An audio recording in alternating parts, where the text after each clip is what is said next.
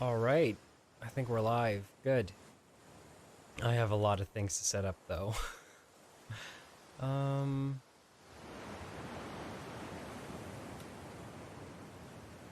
let's see. Does this work? Yes, it does. Good.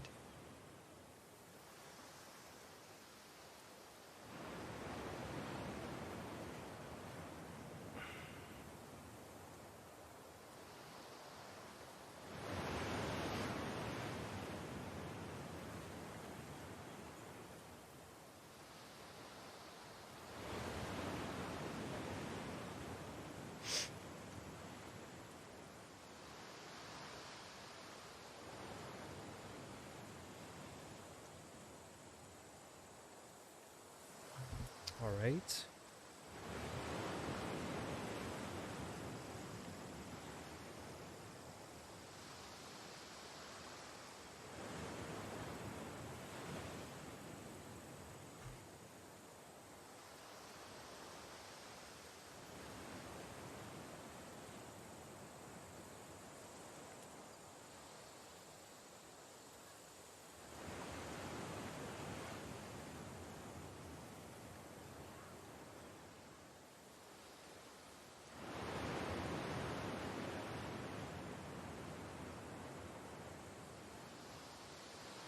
Patrick K, welcome to the stream, buddy. Just one sec.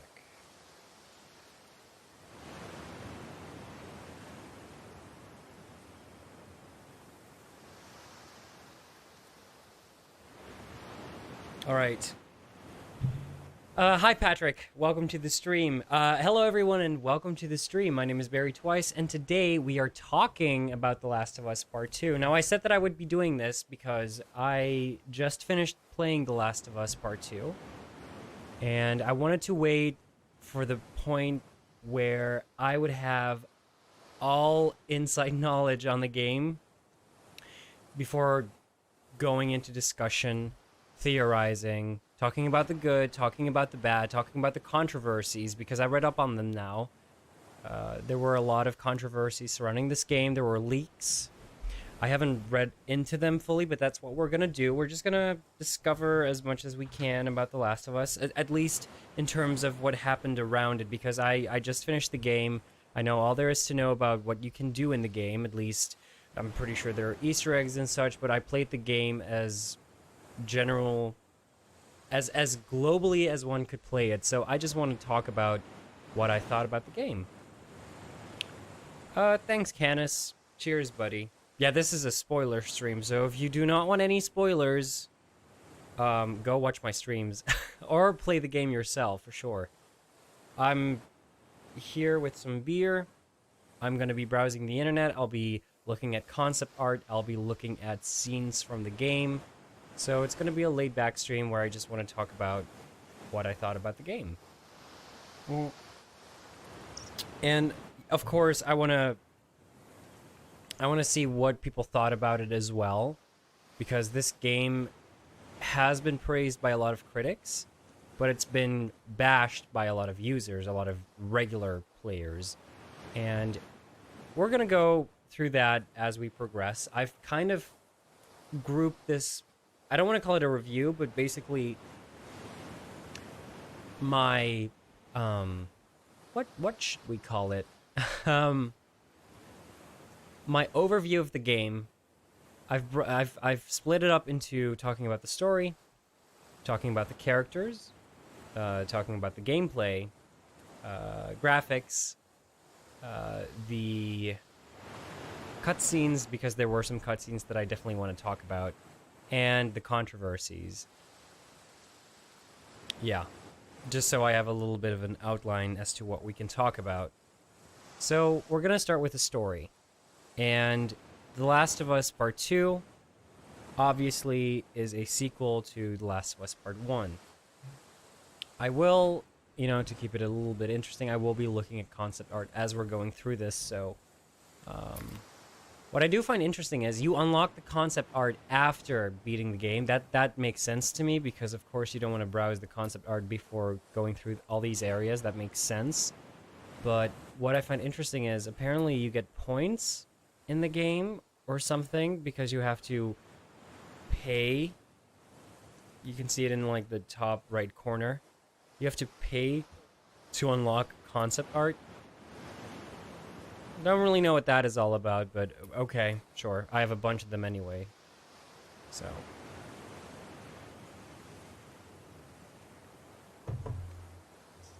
The story.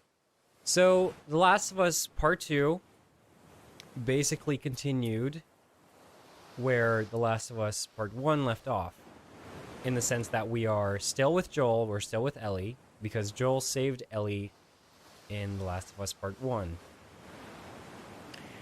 There was a 4-year leap between the events of the last moment in The Last of Us Part 1 to the first moment in The Last of Us Part 2.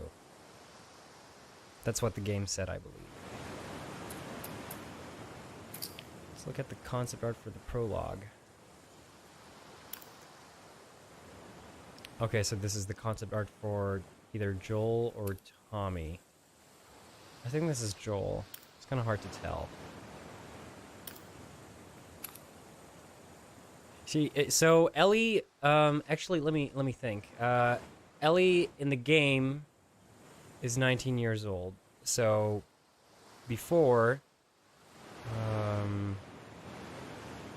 let me get this right. Before she was, I believe, 13 or 14. She was 14 years old in the first one. At least she started out as 13, and we ended with her being like 14, I believe. So we jumped 4 years ahead. Ellie is a young adult. Joel is a little bit older. And we know a few new characters, which we'll talk about later on. But in broad strokes, the story basically continues from where the last game left off. Fast forward 4 years, and you still have Ellie and Joel, who are part of the same group. Well, they found like this commune, this group in Jackson, a place in. Let's look that up because I'm not quite sure. I'm thinking it's Washington. Let's see. I'll be using the wiki because I don't want to say things I'm not sure about because I think I've spent like a month playing this game and details get blurry. I know that a big chunk of the game was played in Seattle. I'm just not sure if Jackson was anywhere near Seattle. So let me actually get the wiki right here. Okay, so Last of Us Part 2 takes place 5 years after the events of the first game and about 25 years after the outbreak. Okay. Ellie is now 19, returns as the main protagonist. Now, we are playing as Ellie instead of Joel, which is what we were used to doing in the first one. In the first one, we started out as Sarah, and then quickly we shifted over to Ellie. Later on in the game, you shift over to another protagonist, but the first initial few hours, you're playing as Ellie. So let's see. Right, okay. Alright. Man. I mean, they really did realize the concept art to actualization as best as they could. It looks great. So they're in Jackson, and they are out on an expedition, I believe. Joel gets he runs into a group of people, or he runs into Abby, I believe, at first, and well, I think she was being chased by a bunch of zombos. I think that's it. And then, you know, out of goodwill, he saved her, and Ellie, who is still part of Jackson, actually goes out to look for Joel.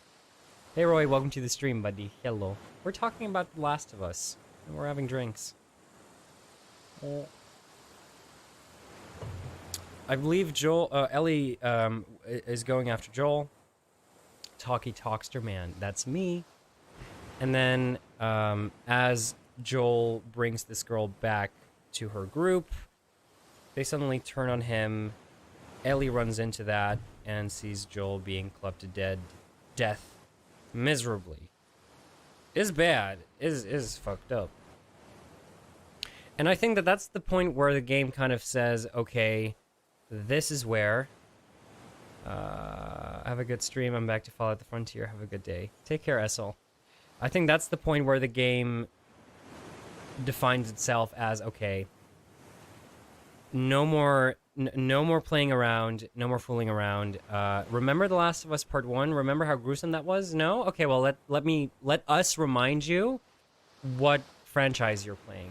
Because unlike other games by Naughty Dog, Uncharted, for example, they're going for raw emotion, and they don't really care about, keeping your feelings intact and not, hurting you, because they definitely don't mind playing at the heartstrings. I wanted to play with Joel, though. I think everybody wanted that. And I think that a lot of people got disappointed because they didn't get to. Same, Patrick. I think that, obviously him being the protagonist in the first game gave everybody a bit of a bias towards him for the second game. Because, if you're getting a sequel, you are expecting a sequel with the characters you loved in the first one. And we got that. We got that with Ellie, but they wrote Joel off. They wrote Joel off rather quickly. In the prologue, even. Which is a very ballsy move, and I think that they know very well that that was going to trigger a lot of people. And I think it's upset a lot of people, obviously. It upset me first as well, but I was already playing as Ellie as the game started, so I kind of knew. Actually, I think... No. We started as Joel, I believe, because we were riding on the horses. I believe that was over here. Kind of silly that I have to pay points for that, but... Oh, cool. They were creating concept art for, like, the different looks for the characters throughout the game. Oh, man, Jesse. Maria. Yeah, but I think we initially started with Joel. If I remember correctly, we start out as Joel. So I think the game gives you, like, a brief sense of hope that, we're picking up from the format of the first game, and we're moving on with that format for the second one. Hey, Conrad, welcome to the stream, buddy. Hello. Also, I'm gonna pour myself some more beer real quick. There we go.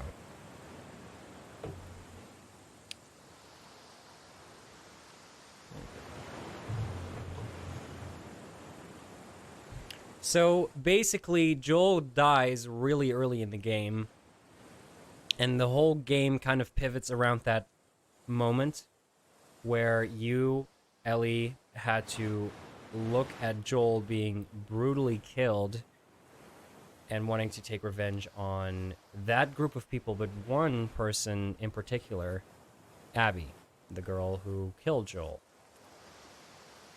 I already said at that point in the story that I just wanted to figure out why. Like, she recognized Joel. She had motive for killing Joel. And I think a lot of people didn't really ask the question as to why did she kill Joel. They were like, oh my god, she killed Joel. I hate this bitch. I want my money back because I don't have Joel in my life anymore. And I get that. I can imagine that a lot of people with that bias would feel betrayed by Naughty Dog for not being able to play as Joel or have Joel in the game for much longer than he actually was. So that can be a point of frustration for a lot of people. For me, it was harsh, but if that didn't happen, you have to imagine that the whole game is kind of centered around Ellie taking revenge for what happened to Joel. So it's a great plot device. If Joel didn't die or get killed, and I'm not sure what other direction you could have taken The Last of Us, at least for a sequel. So in terms of a plot, they did great. Killing Joel and continuing as Ellie, that's probably the best thing they could have done. You know, it's sensational. It's a good plot device. You can definitely move the franchise forward by having Ellie, someone who you've also come to love in the first game, have her avenge the protagonist from the first game. And, you know, Naughty Dog's, there's a bunch of talented writers over there, and I think they know damn well how cliches and tropes work, and I think that they are really trying to prevent cliches and tropes from happening too much. So instead of, you know, continuing as Joel in the sequel, I think they did good switching up the characters and the protagonist role you're portraying. So that's basically the core of the game. The story is Ellie going after Abby. Well, she later finds out that she is Abby, and she's part of the WLF, the Washington Liberation Front, I believe.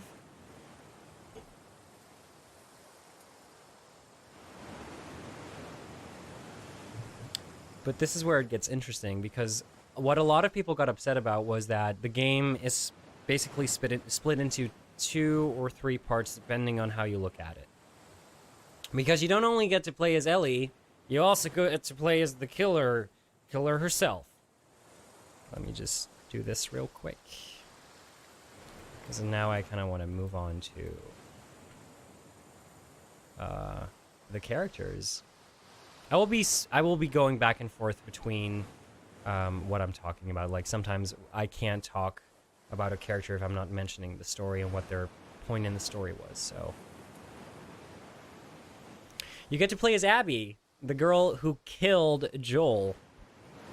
Now, I believe that a lot of people actually thought that Abby was a transgender woman, but I believe that was debunked the moment the game got released or something. But when I was like looking at the controversies of the game, I believe people called Abby trans, but that was before the game got released, and apparently that caused a ruckus. But apparently she is not a transgender, she is just a woman with a lot of brawn. They could have definitely provided some comfort story like Uncharted, but I think they were simply aware those two series are completely different, so they went with a much bolder move. I think so too, because the thing with Uncharted is, if you want to feel like Indiana Jones and you want a happily ever after, go play Uncharted, because Uncharted is just this really awesome, action-packed, shoot-'em-up Indiana Jones franchise with a very lovable character who you play as in every single game.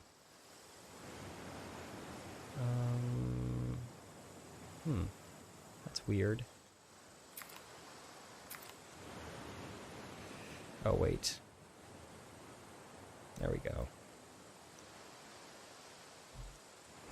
I don't think that they would have gotten away with it after the first game to do a story like that, because the first game already kind of taught the player that very important characters tend to die in it, and the takeaway in The Last of Us is that nobody is actually safe from death. Everybody is mortal. Everybody can die. And they definitely carried that ideology into The Last of Us Part 2. I mean, there are so many characters that I kind of gotten to like, who were then just, you know, killed off like that. I think that was a point of concern for a lot of people as well. That there were, there was a decent ensemble of characters who you would get to know, and who were then suddenly taken away from the story because they got killed or something happened to them, or, you know, something in the story just killed them off. And, you know, sometimes that can feel like a bullet coming out of nowhere. And that's exactly what happened in the game as well. Like, sometimes I really wasn't expecting a character to just die off like that. And from the top of my head, like, I think, let's see. Oh, model viewer. That would be a good thing to show right now. as we're talking about the characters. Oh, we're going to a different menu. Most people who were angry at the game missed the fact that they weren't being whatchamacallit, pampered pampered by Naughty Dog for, you know, playing the first one and having Ellie and Joel be happily ever after. Like, if you get a sequel from The Last of Us Part 1, you know that The Last of Us Part 2, like, neither characters are going to be happier at the end of it. You know that you're going to go down into a hole of further sadness and depression. I did not play The Last of Us Part 2 to see Ellie get a happy ever after, or Joel for that matter, and, you know, game already proved that he definitely wasn't getting one. But I didn't go in expecting sunshine, rainbows, and all that stuff. I knew that this game was going to play with my feelings, and it was going to mess some of these characters up. Do I also have to pay for these? That's kind of nuts. I'm not sure if I'm a fan of this. All right. So let's talk about characters that got killed off in a rather abrupt just characters that got killed off. Let's talk about Jesse. Now, Jesse is a character that, you know, initially I couldn't care less about. I thought that he was going to be one of those characters they were trying to make you like. But, you know, when they die, you wouldn't really care that much. I would say that I didn't profoundly care that much about Jesse because, again, as Ellie, we didn't really interact with him that much. But I will have to say that he did star in one of my favorite cutscenes in this game, and therefore one of my favorite cutscenes of all time. Jesse was an absolute boss in there, and I will remember him for that probably forever and ever, because that was such an intense moment. I will show that later on in this stream. But yeah, Jesse got shot in the face as we were confronted with Abby as Ellie, or confronted with Ellie as Abby, depending on how you look at it. So Jesse was written off rather quickly. I think Jesse was okay. I think he was an okay character. He wasn't that fleshed out because, again, we didn't really interact with him that much, but apparently he was Dina's baby daddy, and, you know, there's not much to say about him because, again, I don't know too much about him. I guess he was a good guy. He wasn't a bad guy. He was just trying to live his life, but that got foiled. By the way, my prediction of Dina... I like Dina, by the way. I think Dina was a very nice character. She was quirky, nice, friendly, got along well with Ellie. I'm not sure if I've thought that they were the best match. I think that because Dina, you know, if I have to go into that territory, you know, Dina, I'm assuming, is bisexual. Ellie is lesbian. I haven't really seen her hook up with boys. Not that there's a lot of time for that in times like these, I guess, but I guess that Dina was the token age-appropriate girlfriend for Ellie to have, because in terms of character, Dina was okay. She cared for Ellie, definitely. She really did. At the end of the third act or fourth act or whatever you want to call it, when Ellie was, not the end of it, but at the beginning of it, as Ellie was going to go after Abby, that moment where Dina was trying to prevent Ellie from going to Santa Barbara to go after Abby, that moment, that really got to me, and that really did actually show how much Dina cares for Ellie. Obviously, Dina has displayed her care for Ellie in multiple instances before that instance. Also, I could really tell that I really cared for Dina when Abby held a knife to her throat at the throwdown with Ellie and Abby. The penultimate one. The one before the beach, I guess. Yeah, and of course, she is pregnant, and she becomes a mother, so obviously sympathy points for that. Oh, Joel. They did a really nasty thing You know, well, nasty I don't want to call it, but they really tried to sabotage your feelings by, oh, I don't want to unlock that one. Oh, damn it. That one is harsh. Yo, Joel is daddy. Look at that. Well,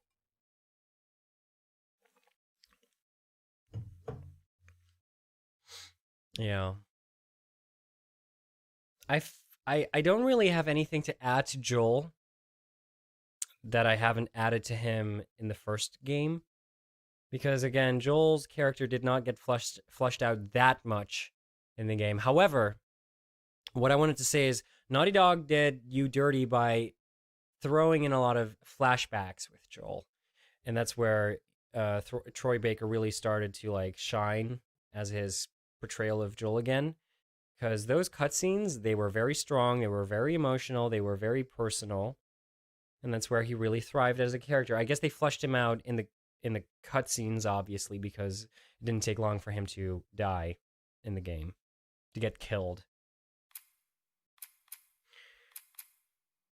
Who else?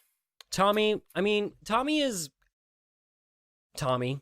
We had a nice shooting exercise with him, also in a cutscene, I believe. Joel's brother.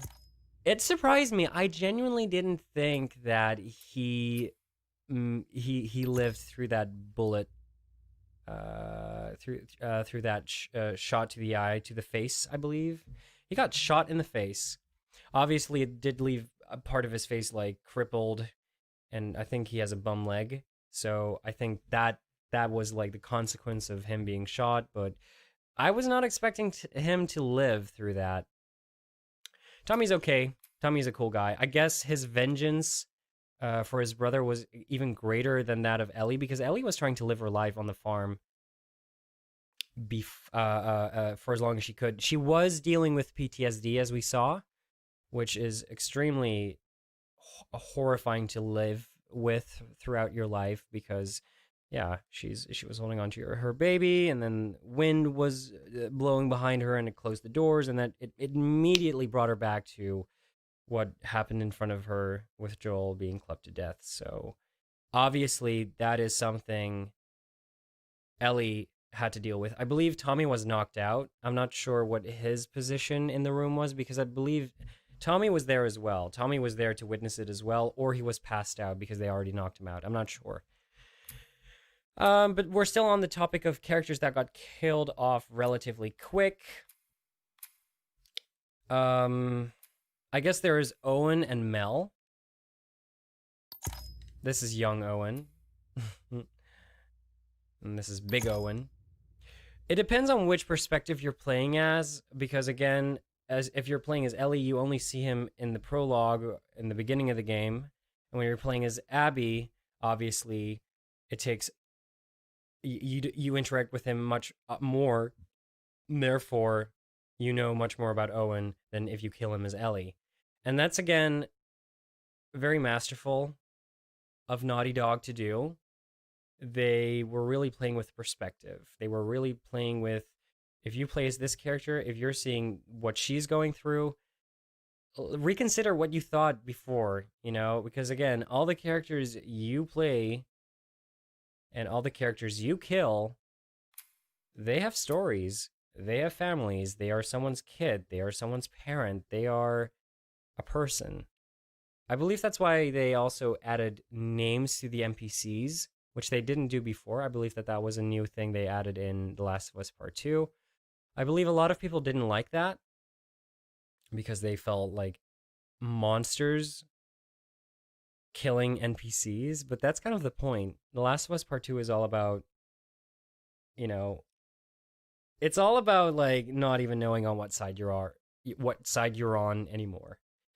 And they did a really good job at that. Also, let me just I can't put on music as I'm looking at the concept art, but I guess I'll put on something in the background just for the ambiance. Let's stay on topic of The Last of Us. Music. Background music. There we go. That's an ad.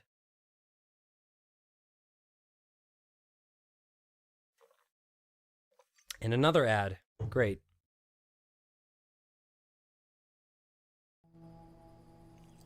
There we go. Ambiance from The Last of Us Part 2.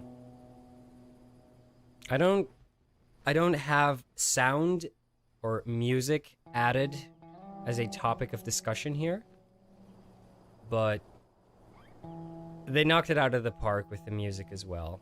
I think because the music was so seamlessly integrated into the scenes, it just felt natural. I kind of took it for granted.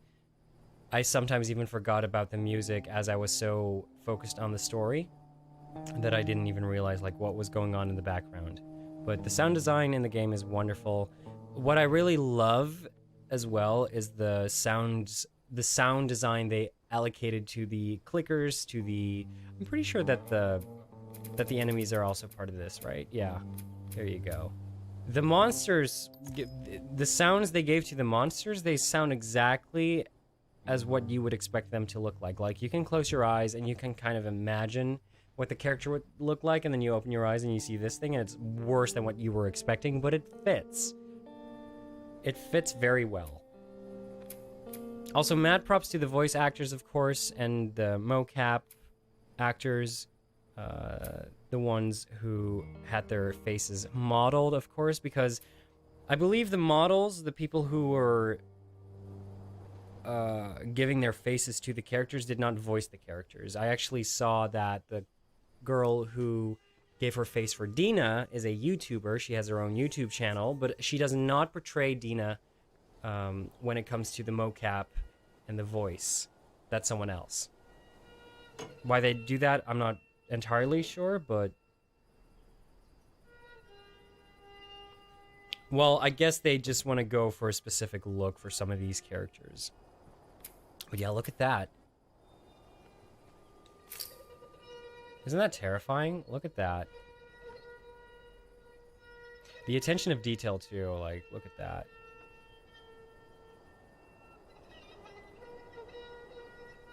Yeah, that's great. Alright, going through the characters. Mel and Owen, they basically got gunned down at the same point by Ellie, of course. Ellie showed a lot of remorse when she killed Mel, because I believe she realized after she killed Mel that she was pregnant, and obviously killing a pregnant woman hits different than just killing a woman, I guess. I don't even know who this is. Jordan? I genuinely don't remember a Jordan. There's Nora. I kind of feel bad for Nora, because, again, when you start to play as Abby, you start to get more sympathy for the characters you kind of killed in an instance playing as Ellie. I mean, look at Bear or Alice, for example. I'm kind of glad that you guys persuade me to not kill the dogs. In the end, it doesn't really matter because they end up dead anyway, I believe. But yeah, you get a lot of quality time with these characters playing as Abby rather than Ellie, because obviously these are her enemies. I think that Nora's death is probably one of the more brutal ones I've ever seen, because she literally was choking on spores. She was choking on spores, and Ellie, like a boss, took off her mask and was threatening her, or, well, she was torturing her with, like, a pipe or something, or like a wrench or something metal. And she was trying to get the information out of Nora about where Abby was. And I believe she got the information out of Nora by bludgeoning her to the point where she just wanted to be put out of her misery, and she confessed to where Abby was. Now, there was a little bit of confusion as to when Nora exactly died. Some people were like that the final hit you see on the screen was Nora dying, and we can actually put that up. Let's put that up. Let's see.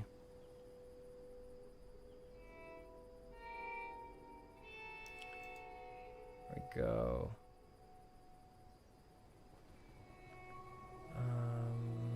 Is that not the one? Oh, no, it's not. Wait. It's this one.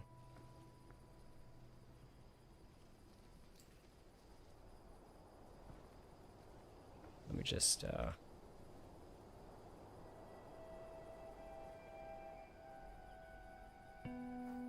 there we go.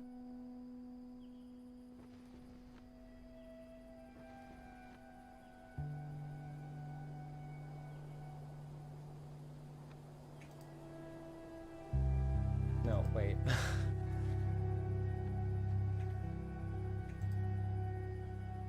I think that's good.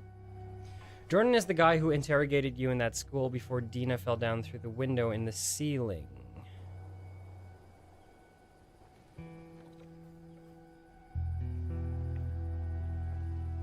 I genuinely don't remember that anymore. Okay.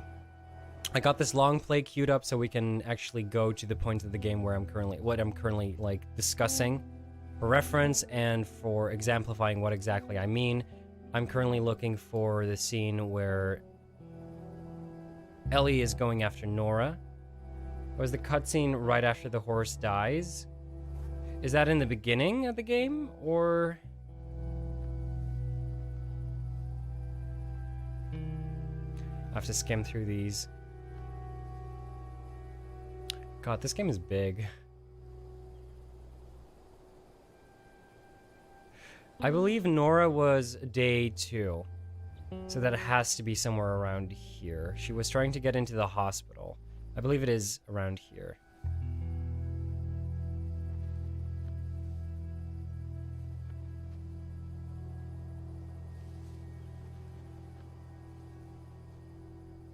Just skimming through.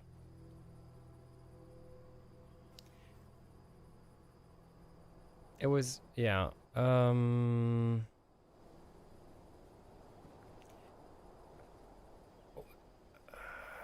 think over here you already start playing as Abby. Here you're still playing as Ellie.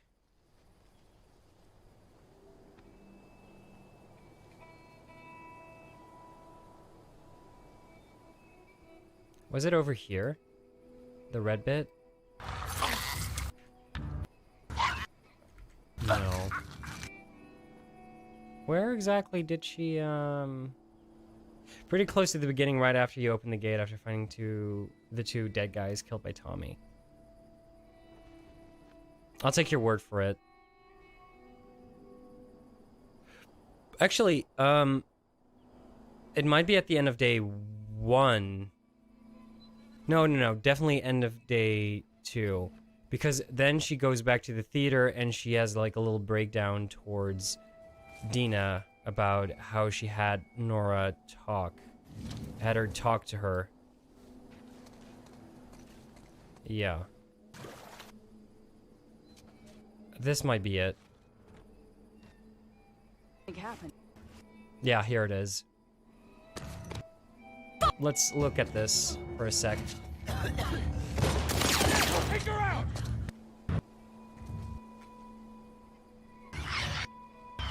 A little bit more.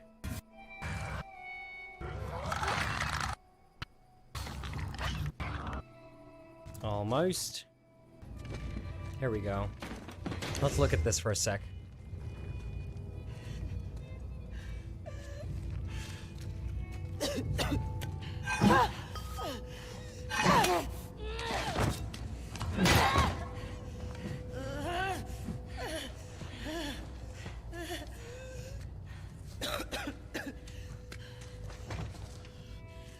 Where's Abby? You're breathing spores. I still love that part. The sheer disbelief. And the realization. You Firefly? There are no fireflies anymore. And that's not true, I believe. Because in Santa Barbara, apparently there are.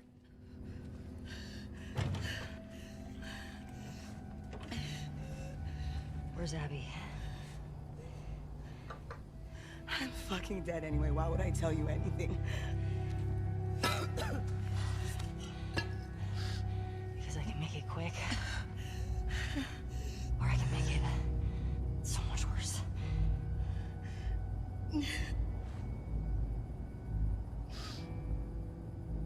Think about what he did. How many people are dead because of him? And now she's mentioning Joel. It's your last chance.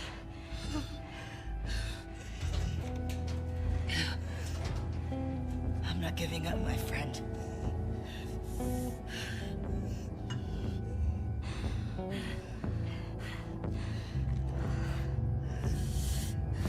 This for me was extremely conflicting.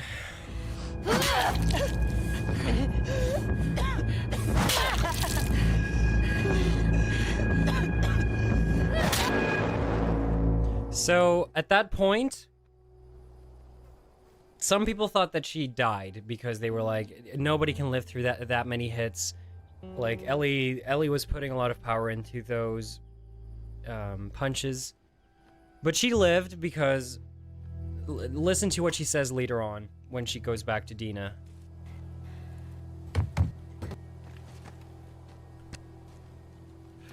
She's clearly shaken up, and she knows where she's hiding, which was the information she was trying to get out of Nora in the first place.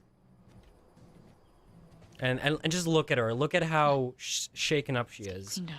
She is clearly going through something that she did to Nora. Yeah, here we go.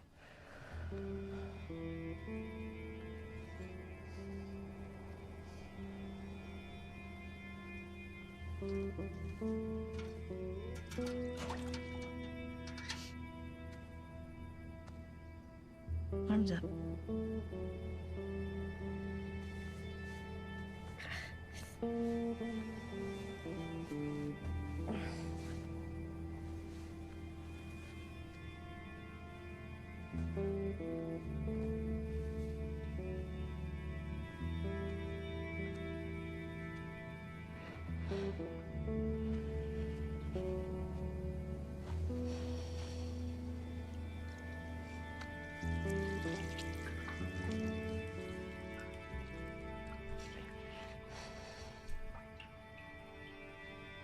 She clearly regrets what she's done, or at least she has a lot of remorse.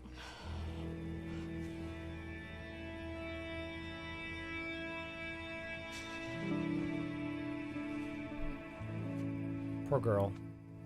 I made her talk. Yeah, and that's what I wanted to, that's what I wanted to refer to. She made Nora talk, which obviously must have happened after the screen cut to black. So I'm imagining that there may have been more swings, or Nora was like, please don't. She made Nora talk. And I believe, you can only imagine how Ellie killed her just by basically swinging that pipe a few more times, or she left her choking in her own blood, you know, being consumed by the spores. We don't know. But I believe, I consider that to be one of the more brutal deaths in this game. It wasn't an on-screen death. It wasn't even an on-screen indication of death, but she clearly died, whether it was by being beaten to death, or by bleeding out, or by the spores, or whatever. But I thought that was very, very, very visceral. All right. Moving back. So, that is Nora. I think Nora was a very nice character, especially when you were playing as Abby. She never meant to rat out her friend, and I guess she didn't really do it because, well, she didn't know she didn't rat out Abby, because Abby ended up going to that village, trying to get Lev back. That's why Ellie didn't run into her at the marina, but ran into Owen and Mel instead. Owen and Mel, by the way, are very okay characters. I love I love Mel for the fact that she is voiced by Ashley Birch, which is one of my favorite voice actresses. Owen is a very cutesy, jockish character.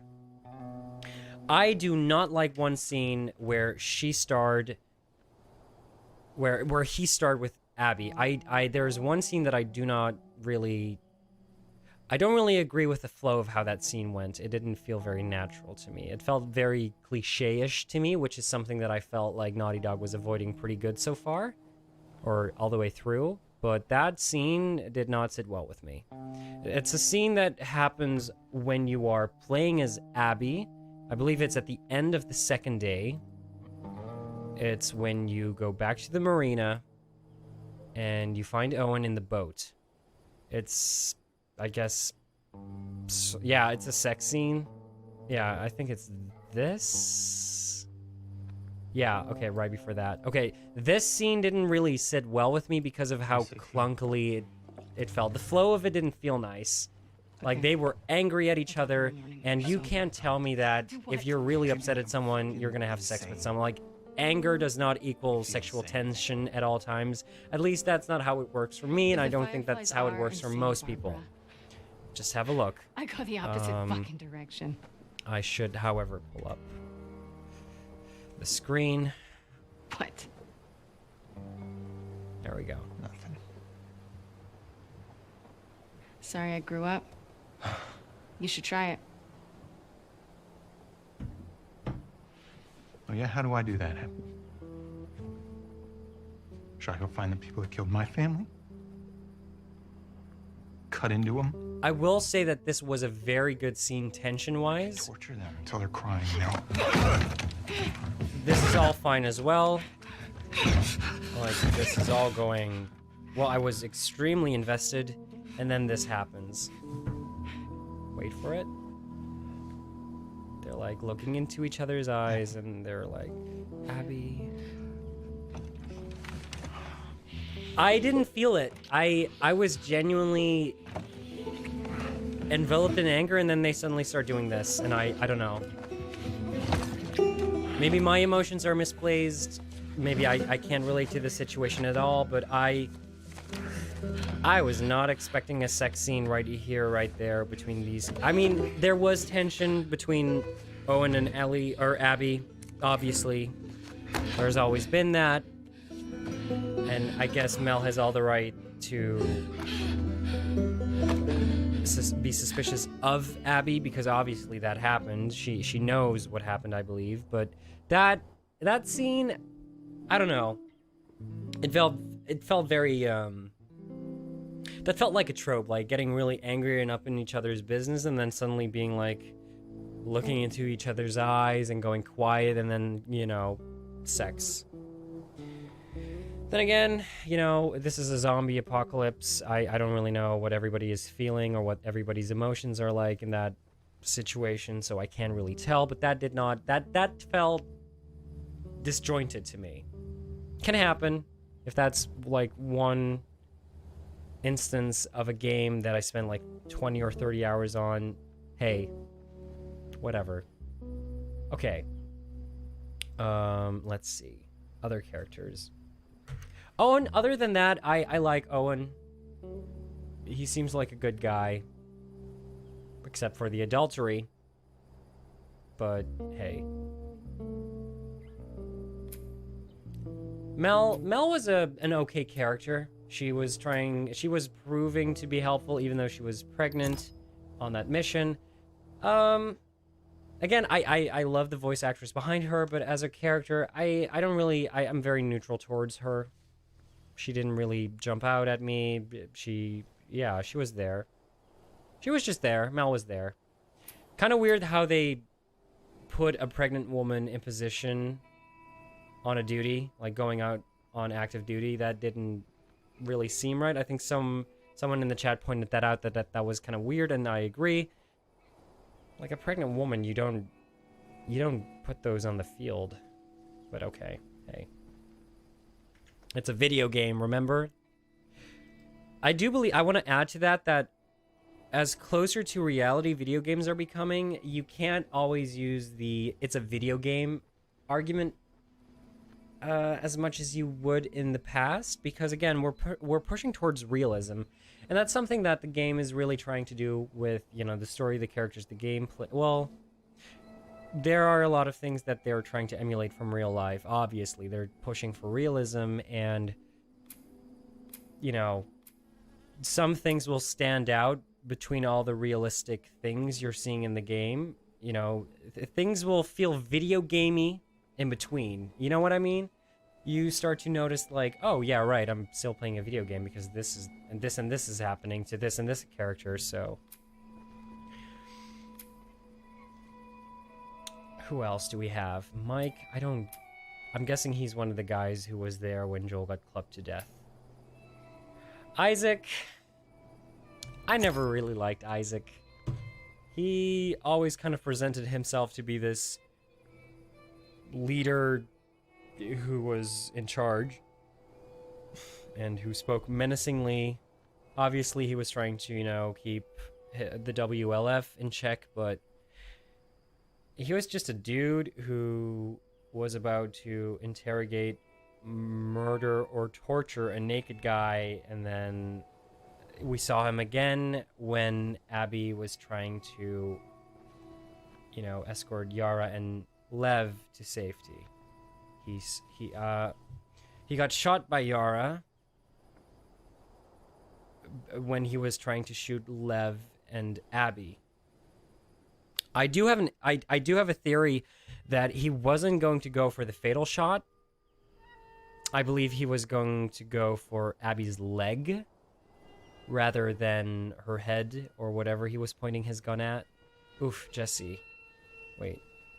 That is Jesse right there.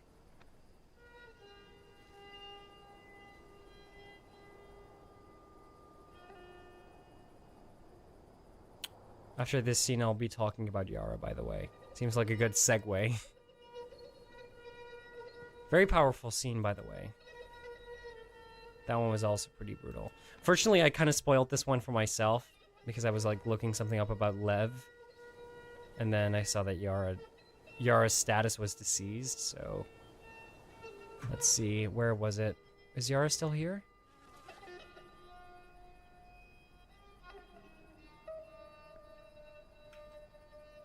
Okay, no, it happened before that. Okay, here it is. Brutal as well. At least, well, you'll see. This was a very intense scene as well. Kind of unexpected, though. Like, Lev, if he... You know, I felt like Lev was getting more sane the more time we spent with him.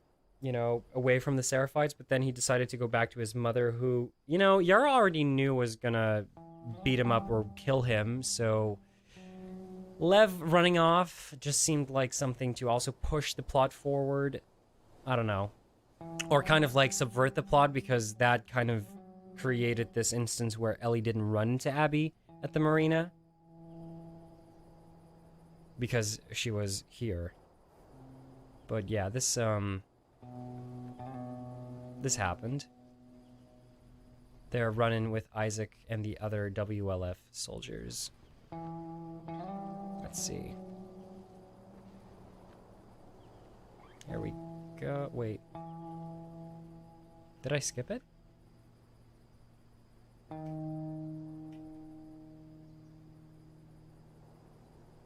Wait, what? Did they skip it? Crawl under the truck. Oh, wait, no. Lev, keep your bow on him. Wait, did they skip it? I'm pretty sure they didn't include it in this video. Because between this happening and what we just checked out, they're supposed... Oh, maybe it's over... No, this is not it. I guess this long play does not include that scene. That's kind of odd. But anyway... Or... Did they... No. Basically, Yara got killed as well. It's not shown in this long play. But Isaac, I believe Isaac was not gonna kill Abby. I believe he was gonna shoot her in the leg and then kill Lev. Yara intervened. She shot Isaac, and then everybody shot on Yara.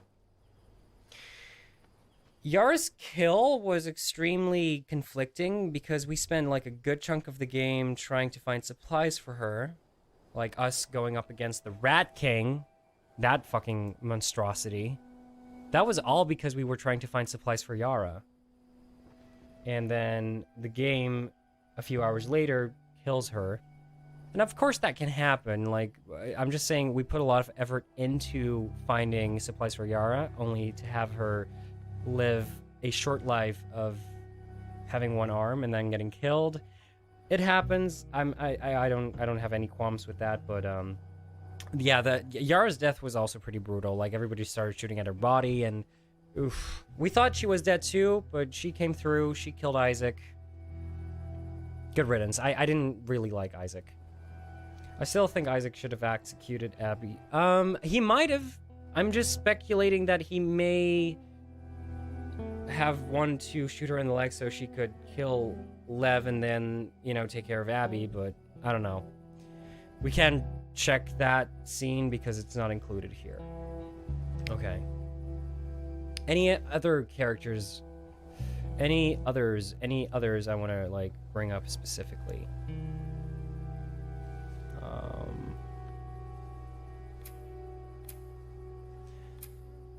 JJ, of course, the top tier character.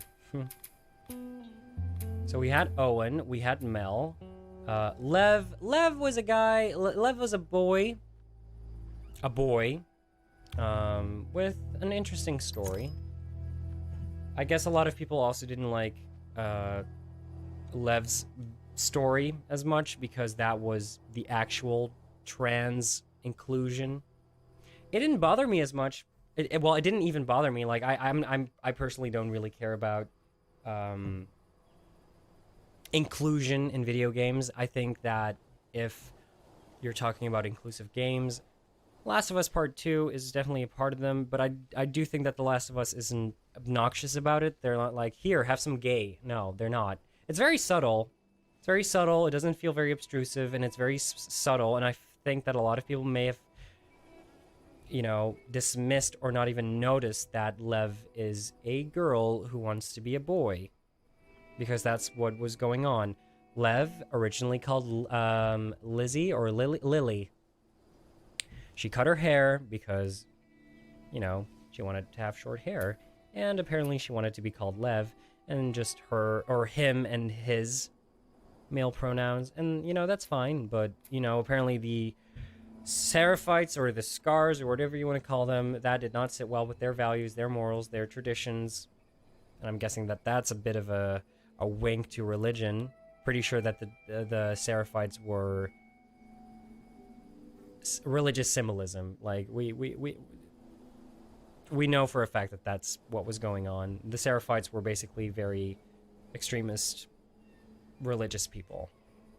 And I'm not going to say Christianity or Islam or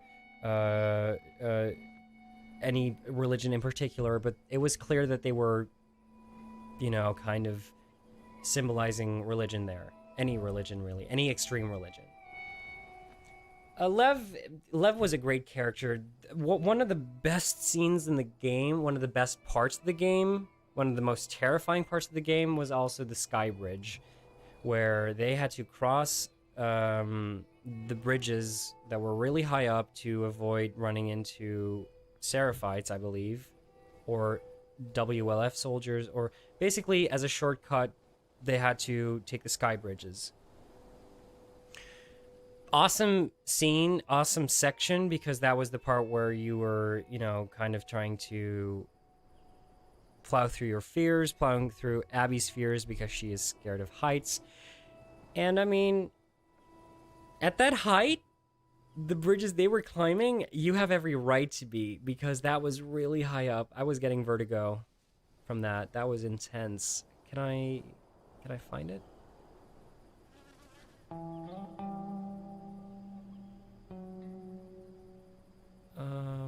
Where in the game was that?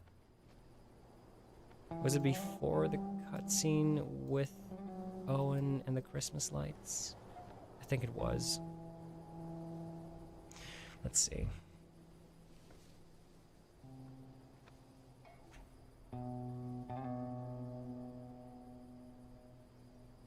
Now, this was the beginning. And then she had to run into Lev.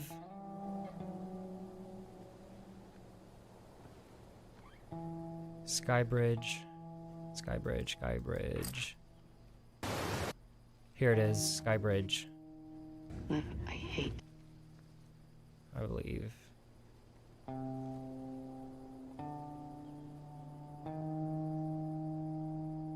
It's so hard to find these big sections of the game. You'd think that because they're pretty sizable, or they feel sizable, that it'd be easy to like scope them out in a long play, but they're actually pretty hard to find. Because these sections are pretty big.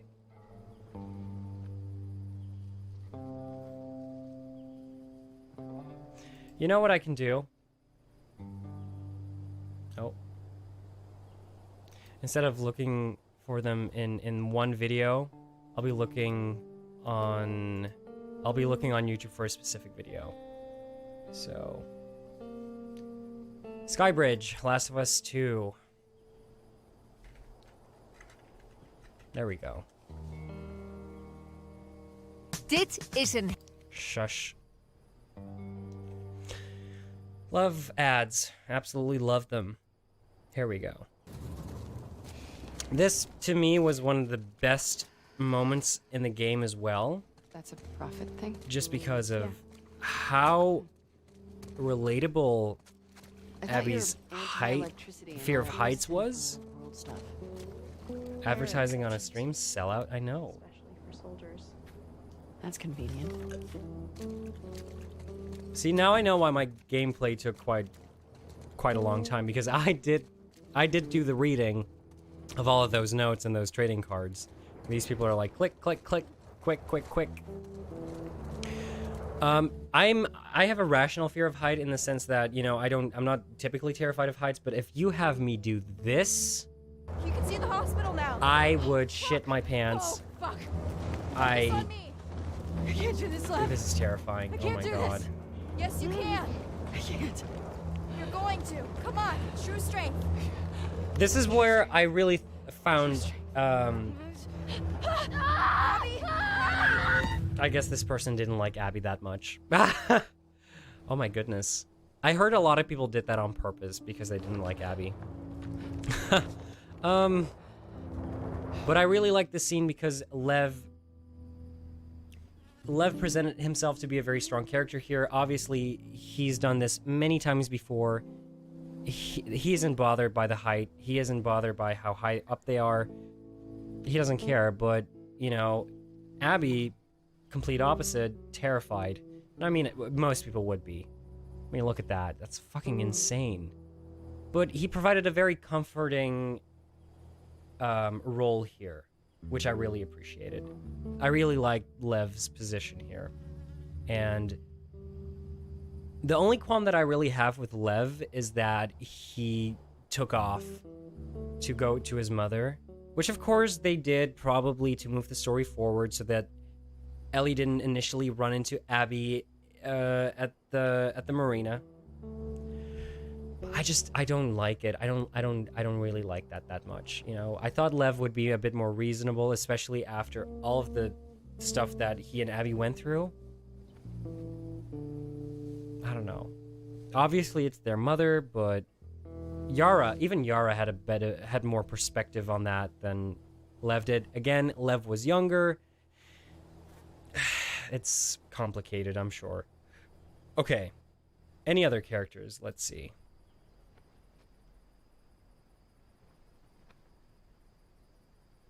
Any other characters? We talked about Dina, we talked about Joel, we talked about Jesse, we talked about Ellie. Maria, I mean, she's nice. That's all I can really say about her. There's not really much to talk about in terms of Maria because she was only in the game for like, what, a hot minute?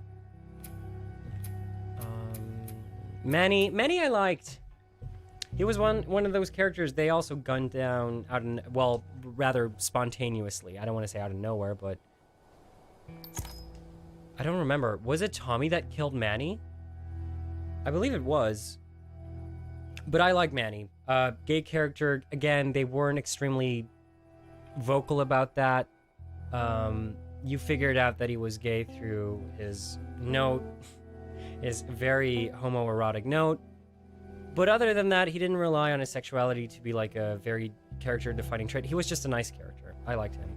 But what he was not, I thought he got shot as they were chasing after Tommy. Where exactly was he shot?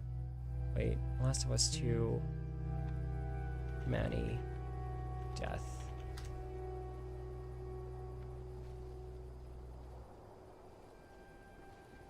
Oh, he wasn't gay? Pretty sure he was gay. Wait, wasn't he? Wait. Manny, Last of Us.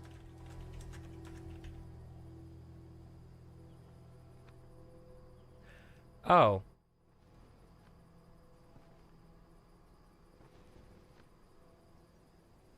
See, I thought that note was... Oh, okay. My bad. See, I thought that note was written for Manny. Hence why he had that note in his drawer. I thought it was given to him.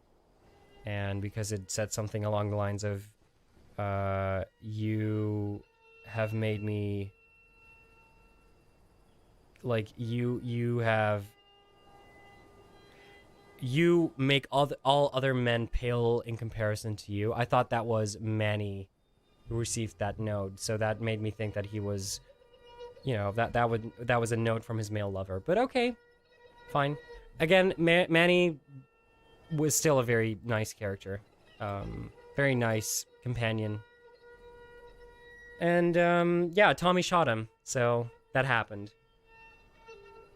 I like Manny. I did. Who else? Jerry? Jerry, I guess that's the doctor. Abby's father. Yeah. Also, very nice. He was just doing his job. Joel killed him, obviously, because he didn't feel like Ellie's death was gonna be worth it. Or, well, we can argue that Joel's actions at the end of The Last of Us Part 1 were selfish, very selfish. I'm willing to say that it was selfish. It was an act of selfishness. Because I guess he just wanted to hold on to Ellie because that was all he had left. That was the only thing in his life that kind of resembled Sarah, like a daughter figure. He didn't want to let go of that, so... Oh, the Rattlers, yeah. Okay, so I think we covered the main characters as much as we could. Or the ones that I care about, I guess. In general, I cared about most characters. The game did a good job at making me get a sense of the characters, liking the characters. I think the way that Naughty Dog wrote each character made me... I think my feelings towards each characters were as Naughty Dog intended them. Like, I genuinely felt upset when certain characters got killed, especially knowing they got killed after Abby's arc. Or after Ellie's arc. You know, playing as Abby and knowing that Nora was gonna die, even though she was extremely nice to Abby, it messes you up. Because you know, like, oh, we did this to Nora. Nora's not gonna be around after this.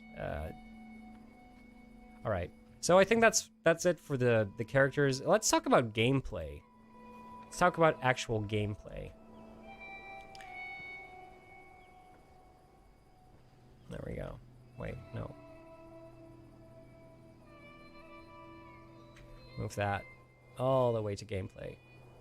Gameplay in terms of like what changed or what was different. Not a lot of different elements were added or removed from The Last of Us Part 1.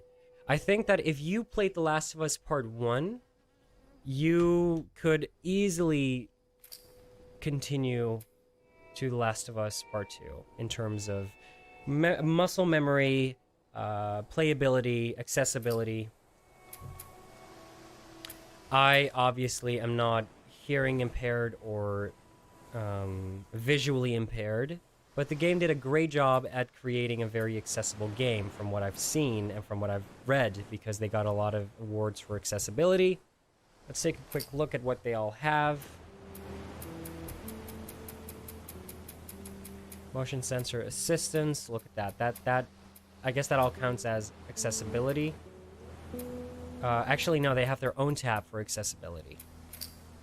Alternate controls, magnification, and visual aid. See, I mean, I think that this should be the standard for video games. At least the ones that are... The ones that are more like story-driven or like offline, I feel like this should become the standard. Because, you know, guess what? Some people who are visually impaired or, you know, have something going on, they like to play video games too. Have y'all seen Ricky on YouTube? He's great, and he plays video games. And you gotta make sure that Ricky likes your video game, so you better create your games to be accessible. Now, this is great. I really like this. I don't make use of this, obviously, but I'm really glad that they included this. Okay. But gameplay. Basically, The Last of Us Part 1, it feels like playing The Last of Us Part 1. I don't think there was a lot of difference between this game and The Last of Us Part 1 in terms of gameplay. They did add a few things. I think they added a few weapons. To be honest, I can't really think of other, like, very different mechanics. I enjoyed playing The Last of Us Part 1, and it felt like everything just felt right. All the key mapping, all the speed of your characters moving.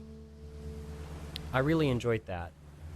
I really enjoyed how the game felt as a video game.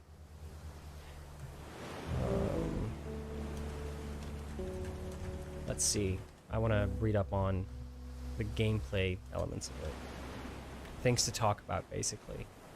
Because I'm sure I'll be forgetting bits here and there, and if I read up on them, I'll be like, okay.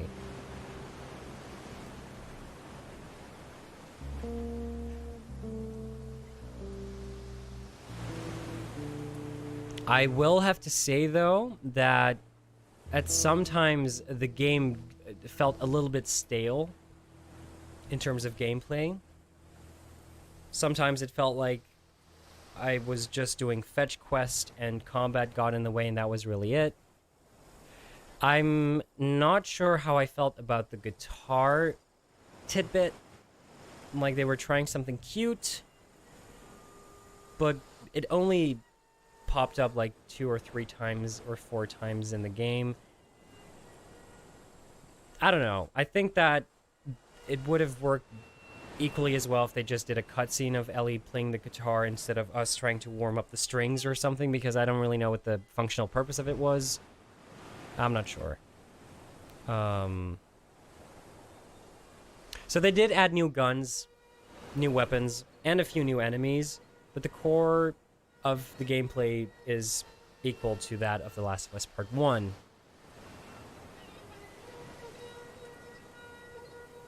Let's see. I like riding the horse, by the way. It felt very nice riding the horses. I hated the boat part. And that's not on the Naughty Dog, but I genuinely do not enjoy like speedboats or, you know, because the way you control the boat in this is by only moving the left thumbstick forward or backwards. There's no like slowing down, there are no brakes obviously because it's a boat. It works different. You either give more gas or less gas, and that's kind of it. But okay. I like there were some puzzles here and there. There were some puzzles here and there where you had to move a container to a pressure plate or underneath a fence. I believe that they called The Last of Us Part 1 a ladder simulator because you had to do a lot of puzzles with a ladder. I guess that they kind of shifted over to containers and moving things that let you climb on top of things instead of the ladder. So they kind of tried to do something different, but in the essence they tried to replace it with something else. And I guess that now Last of Us Part 2 is the game with the containers rather than the ladders. That's fine. There weren't that many. They had you think a few times. Also what I consider part of gameplay. I like the gyro controls too, by the way. I did have to tweak them afterwards because I was used to playing Days Gone as I was playing this, and the gyro controls in Days Gone, they're a lot more they're a lot faster and more sensitive than the ones in The Last of Us Part 2. By default, I had to tweak that to be more sensitive, so I did that, and I really liked it. I would recommend that if you can, try playing with gyro controls. It's genuinely pretty nice, because trying to control your aim with your fingers, you know, it actually makes more sense to control your aim with your entire controller. Try it out. It actually works really well. Who would have thunk it? There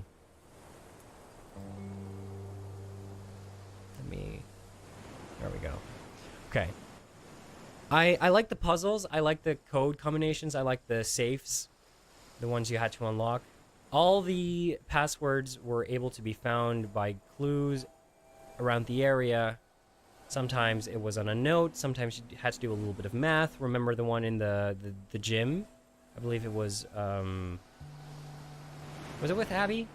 Or there was one with, like, the wedding anniversary. You had to do a little bit of math. Nothing too complicated. Like, if you just read logically, you can totally figure it out. But if you didn't care to find the combination, all you had to do was just listen for the right clicking sound, and you could also unlock the combination. But I found myself to be much more invested in actually finding the combinations, because I knew that there was a combination to be found for every safe in the game. The game actually had me actively looking for them. I actually thought it was fun to find the codes, to find the combinations. So I didn't really do the whole trying to listen for the right click thing. I'm sure that a lot of people did that. I didn't do it because I actually like looking for the actual combination. All right, repeating myself. What else? I mean, yeah, that's kind of it about gameplay. Anything else I want to mention? Let me check.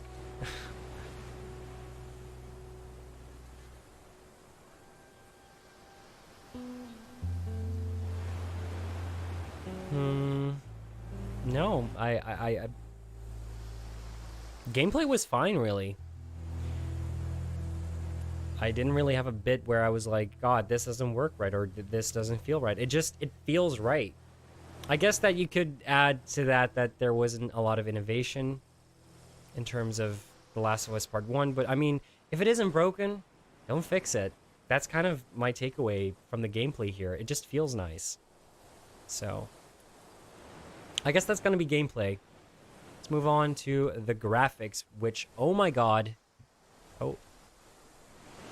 The graphics are stunning. My goodness.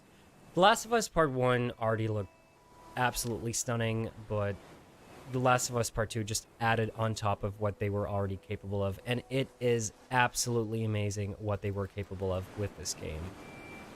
You know, Cyberpunk is currently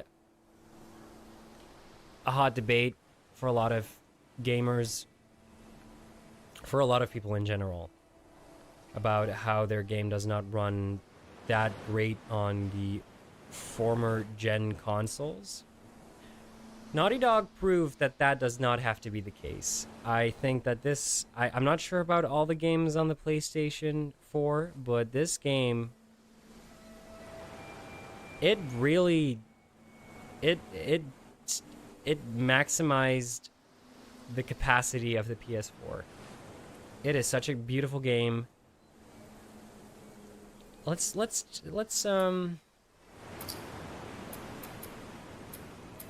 open up a chapter.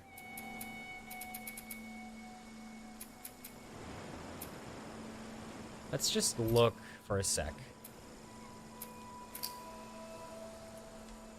I'm not gonna actually play the game. I'm just gonna look around, like walk around and see what the game has to offer.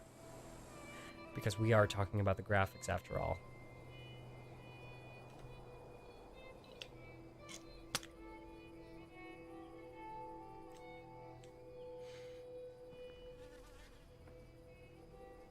I also have to add that the characters felt very tangible. The way they mocap the actors, absolutely amazing. There wasn't an instance where I was like, ooh, Uncanny Valley. No, they were close to being photorealistic. I think they're probably as close as a video game character can get to looking human before it starts to look like, I don't know, a photo with the mouth and the eyes cut out and having it put to your face. I don't know. It just looks really good.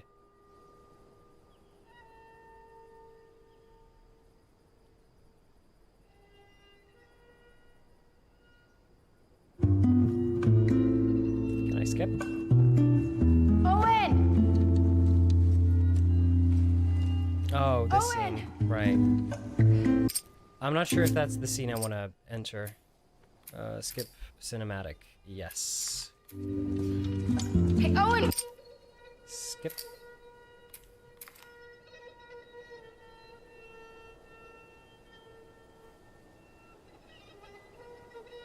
Alright, while that is loading, one of the first things that really jumped out at me was how interactive the world is. Almost everything you can imagine in the area can be interacted with in terms of foliage, just, you know, leaves, bushes. Wow. I forgot how many cinematics there are. A lot. Okay. This, by the way, I want to count as graphics / cutscenes. The way they transition so seamlessly between a cutscene to gameplay is... Sorry. It's very Naughty Doggy. You know what I mean? They do the exact same thing in Uncharted. You basically pan from the view of the character towards third-person view. Okay. It's very seamless, and it feels very nice. Like, the transition is almost null.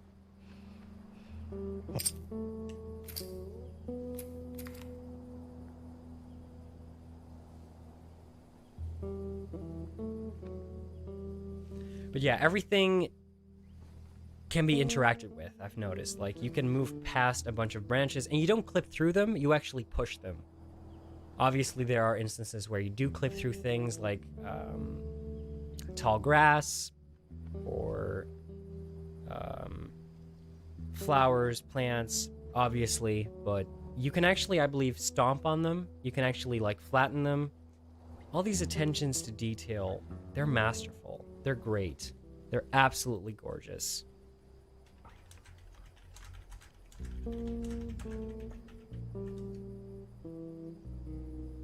Let's see. What do others have to say about the graphics? Apparently, they're still... Naughty Dog has their own internal engine, so it builds on the technology powering Uncharted, Lost Legacy, and the same engine that was on The Last of Us PlayStation 3. So I guess they just use the same engine, but they just keep on updating it. It works great. It's a great engine, obviously, because they are able to build so much around it. Anything you can imagine, really.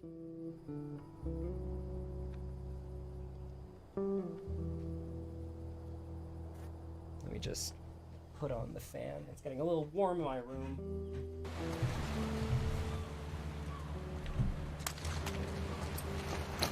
Your friends are wolves too? Yeah. We were lucky Mel was there. She's one of the best surgeons in Seattle. There we go. Mel. Bethesda. Oh What's my his god. name? The It's man? as if they know how to use their own engine, right? Mel. Owen. Abby. And the dog's Alice. I don't like dogs. I love dogs. Like, let's How do we get take to the this for really tall example. buildings? The bridge is there.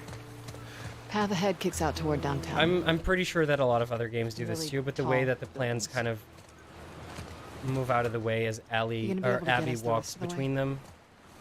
The route starts at the edge of the Those rushing are just water. small things that really add on Goes top of the there, world. take That over. just adds to the interactivity of the game. It looks great. These bridges are really gonna get us over the rapids? Yeah. All of them? Yes, In just a couple hours? I'm not lying. Okay. Another thing that I have to point out, something that I still see in a lot of games, the fidelity of the textures, they remain to be great. Sometimes you have video games that the closer you get to objects, the blurrier the textures get on something. I don't think I've ever spotted that in The Last of Us. Part 1 or 2. Like, everything just remains to be crisp and sharp. Just looks really nice. I want to check something out because there was something that I noticed in Act 2 or Act 3. Abby's face tended to shift a little bit. Like, if you look at her long enough, her face would kind of like make these little jumps between expressions, and maybe that was... Maybe, I don't know, the game wasn't loading in all the assets correctly, or maybe it was just that part of the game. Because I'm not really seeing it right now, so I guess that was an anomaly in that part of the game.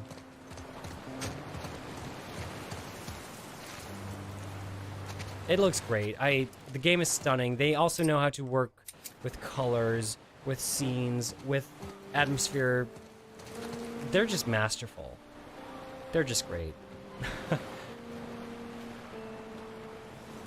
I guess you can get very technical about it because I'm currently reading an article that's all about like the anti-aliasing and the post-processing, but I don't really know how to speak about those subjects except for reading the articles. But from what I'm reading, The Last of Us 2 shows... wait.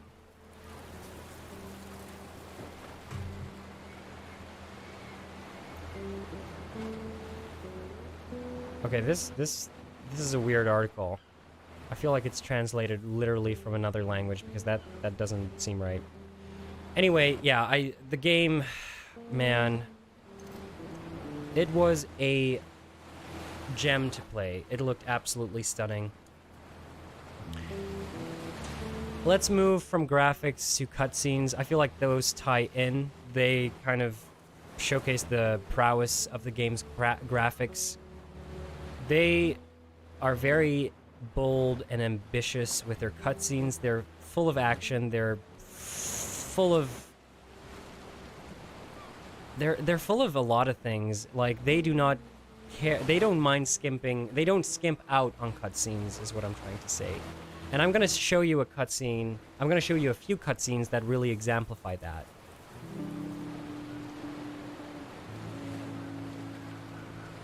Let's see.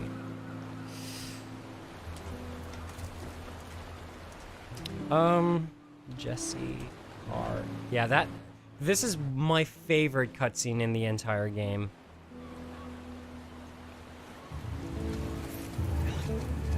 Got the keys. Let's go. Come on. This was crazy.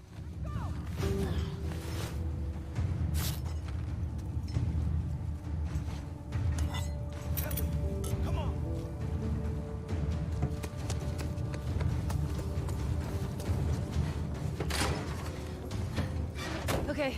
Get him down. I am. More.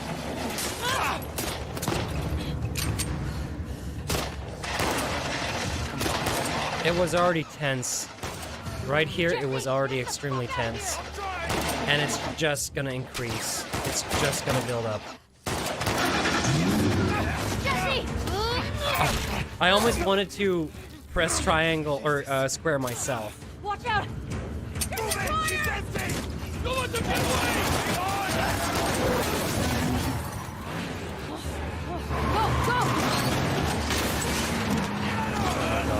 It's only going to get crazier and crazier, man. Look at that.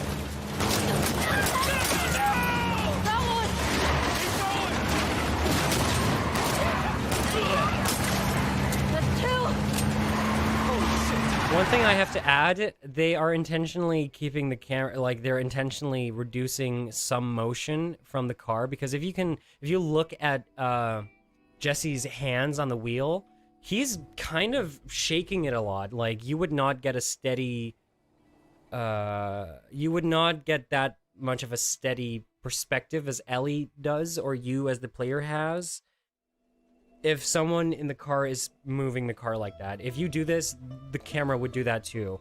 But obviously, you're not going to pay attention to that. You're paying attention to what's happening in front of you rather than what's happening behind the wheel. Or what's happening to the wheel, rather. Again, that's one of those things where you're like, hey, I thought they were going for realism. If they did that, you wouldn't be able to, like, get in like an accurate shot because the screen would be shaking too much. Okay. I'll be fine.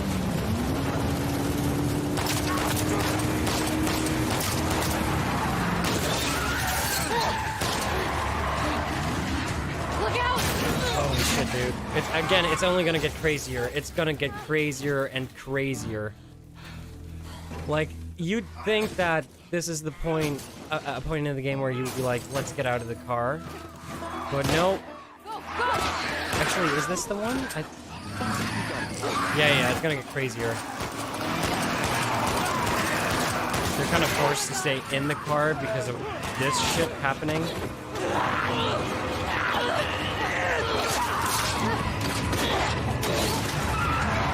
Holy shit, dude. I mean, this to me was top tier.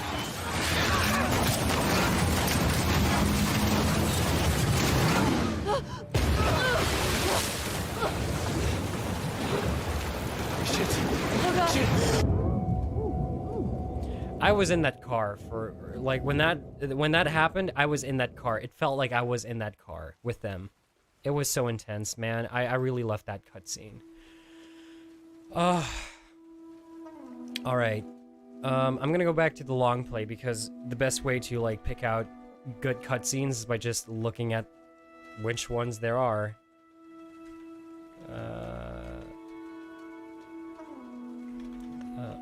Last of Us.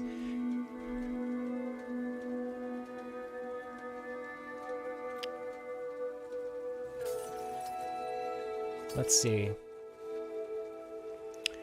Anything. I mean, we I hope I'm past this. I hope I don't have any trauma from this, but as fucked up as it is, we have to look at it because this cutscene cuts deep, my dudes.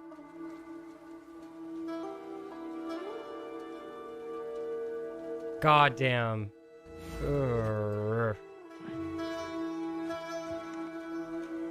Let me lower the audio of the soundtrack real quick.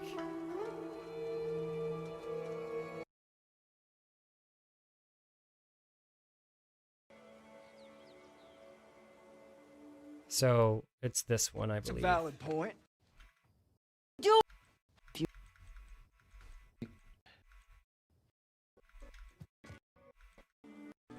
Okay, so this was after. What? This is the one. This is so fucked. This is a pivotal point for a lot of people. Like, this is a few hours in. Some people were like, after seeing this, I'm not gonna play the game anymore. I'm not touching it. And I get it. I mean, this is just, this is cursed. You feel so powerless and so weak. Pin her down! Get off me! Get her hand! Get the fuck off me! Is that Laura? Okay? Is that Laura? I didn't know she was there. You're gonna fucking die! Yeah, this feels so different after having played the game. Let him She go! snuck in. Why aren't you posted up outside? We didn't think anyone was gonna show up. Yeah, What the that's hell did you Nora. expect? We gotta get out of here before the whole town's on top of us. You're done. You want what I want, right? End it. Now.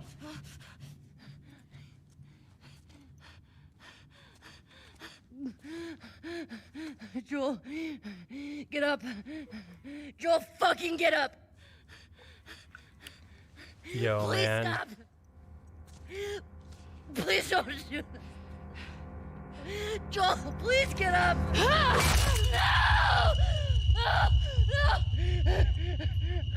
God. bits of his brain. Oh, man. And they did not mind showing you that yeah. Oh, was that Manny? Yeah. Ooh.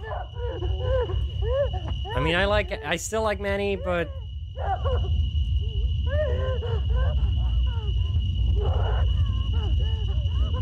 Oh, this feels so weird. This retrospective perspective?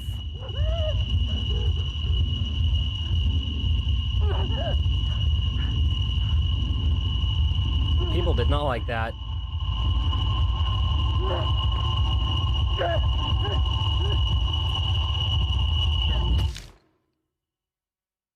Damn. I forgot how visceral that was. That was a very strong cutscene. And I feel like that was probably one of the cutscenes that a lot of people either...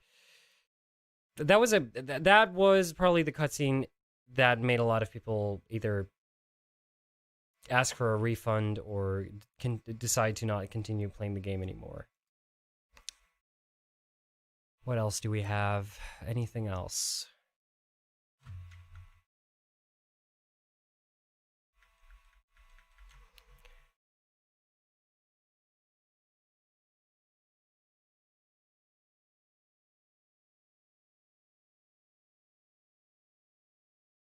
This was very nice too.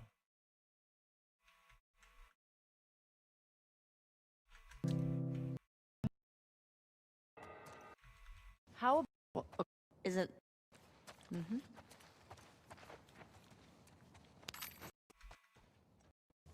Here you go.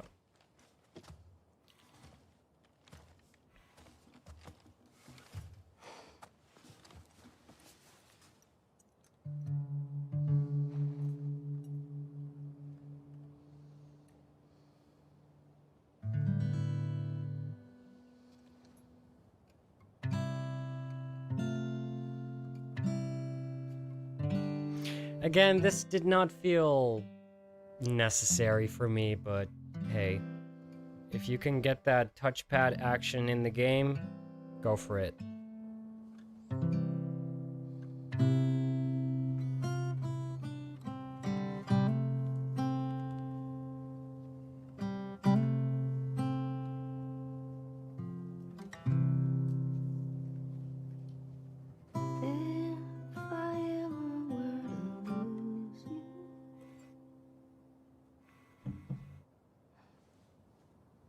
What was that?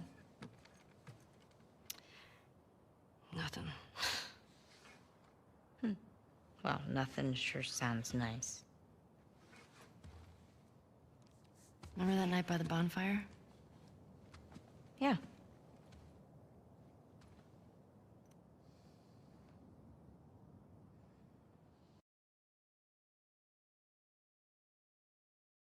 Hey.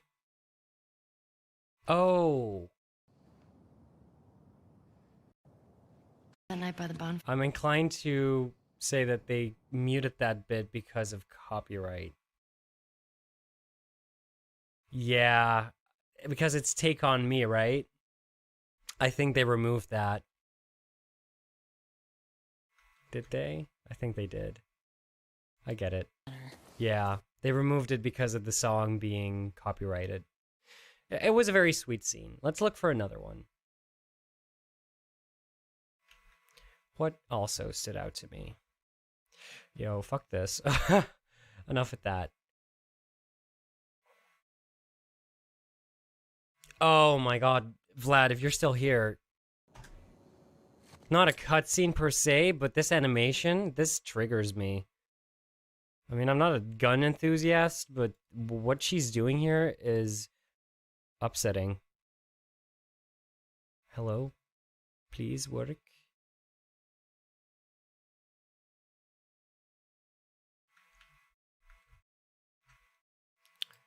Interesting.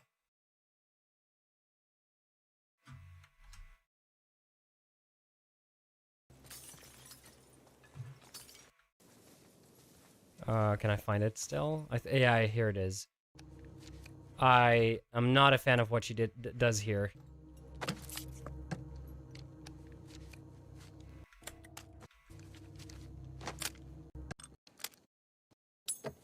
Was it over here?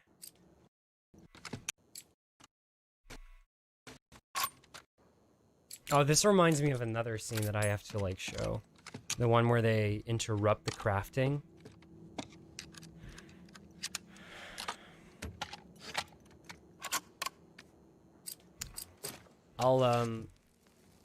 I'll be right back. I'll let this play.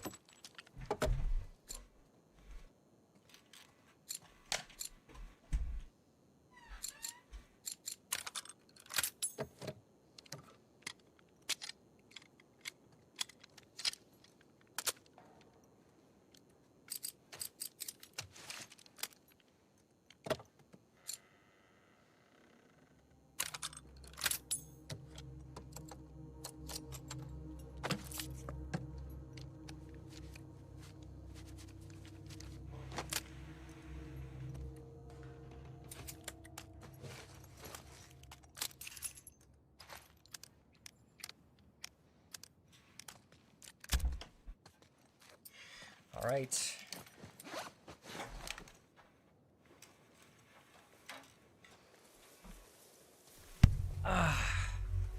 I'm not sure if she showed it. I think she does. I saw her holding that thing. I think it was over here.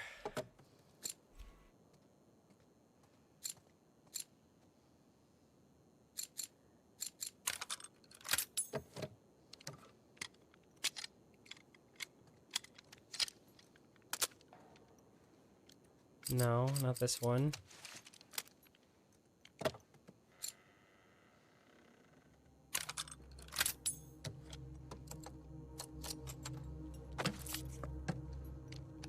I do have to say that these animations are very smooth. I do like them in general, though. Huh. That's weird.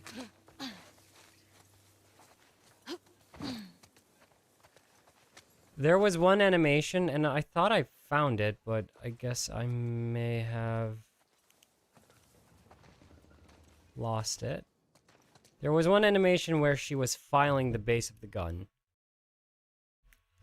I don't really know what that was all about. I think they thought it looked cool, but I'm pretty sure you don't file the base of a gun. The handle. No. This whole sequence was treasure. This was with this was Naughty Dog bringing a dead man back to life, only so you could bond a little bit more with him and feel more upset about the fact that he's dead. And it was very effective. What the fuck is this? You're not around. Fucking ads. Let's see.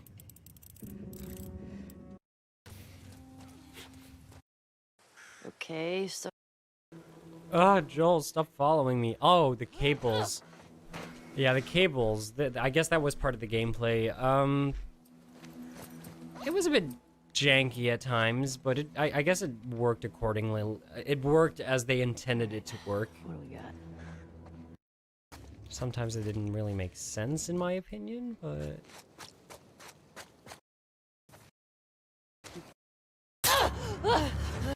Oh, man. Nora. Yeah. It's your last time. This bit, I believe this is with Jesse. This is where Jesse got spotted in my game. And apparently that surprised a few of you Last of Us players because you didn't notice, you didn't have Jesse be noticed before, or at least maybe you were noticed before Jesse was noticed, but Jesse got noticed, and apparently that is not a common thing to occur. Okay, but I guess here he follows you, but when he, sometimes he sticks, You sound like them. like right there, apparently Jesse was visible to that NPC right there. In my game, basically. He was spottable. Which is, again, realistic, but it doesn't happen anywhere else in the game, apparently. Oh yeah, was this the mall? This was a very interesting section. I kind of went for stealth here, and then because you can jump in the water, I didn't have to go for stealth at times, so I was kind of like playing with stealth, and then I wasn't. Fuck off.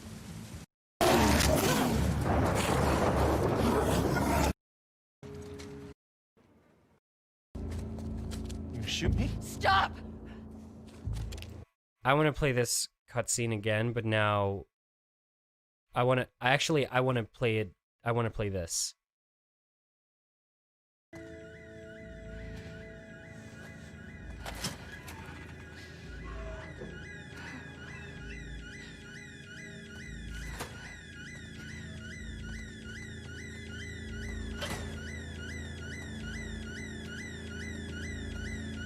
And can I just add that Abby and Ellie are actually very similar in terms of character? Their stories are very similar in the sense that they're both trying to avenge their father figure. Both of their father figures died, or got killed, rather.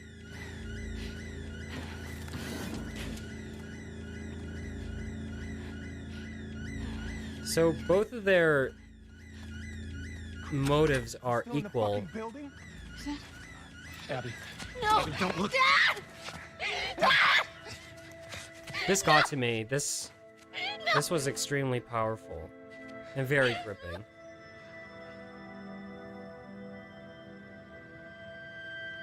At this point, I didn't harbor that much hate towards Abby, but any hate that I did maybe have, it disappeared because, again, Joel, if you were face to face to your Joel, fucking father's get killer like that, wouldn't you do the same thing? please stop! In a world where killing is already the norm? Joel, please get up! I mean, it's fucked up for us because, of course, we love Joel and Ellie. And we don't know Abby's story. Fucking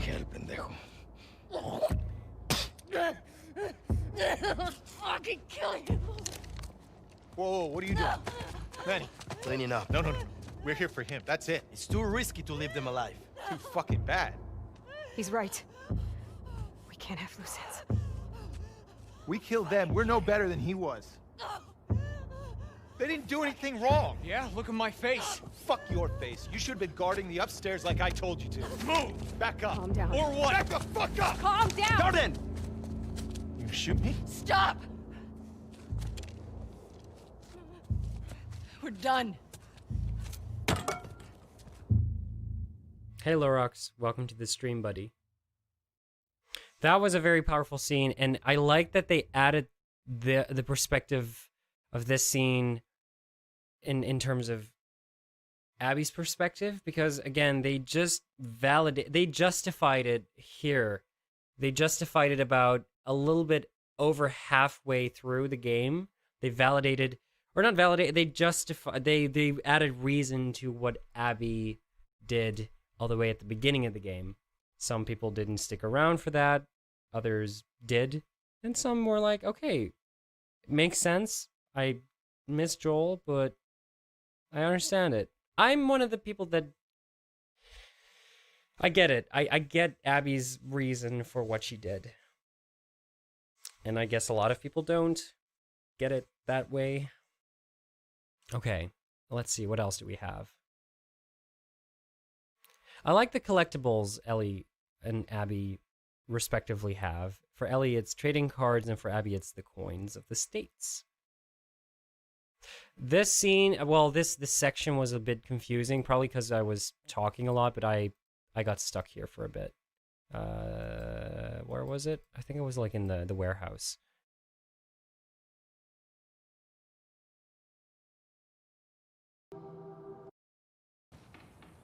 Did you know someone's squatting here?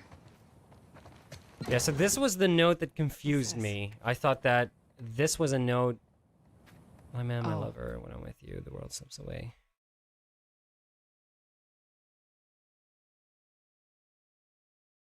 Yeah, for some reason, I thought that this was from another man. Because again, yeah, I don't know why. Maybe I just want everyone to be gay. I don't know. No. And then he snacks it out of her hand.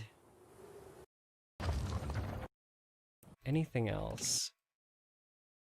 Shush. This is an ad. Fortnite? What is this? No. This is some weird online game. We can skip it.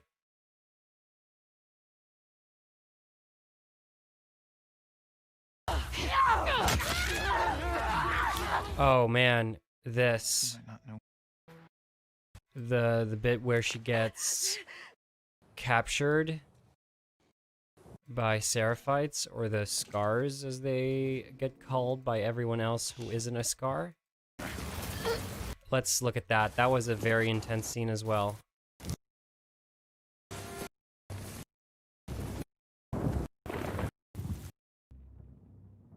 I think that this scene made some people call The Last of Us Part 2 torture porn.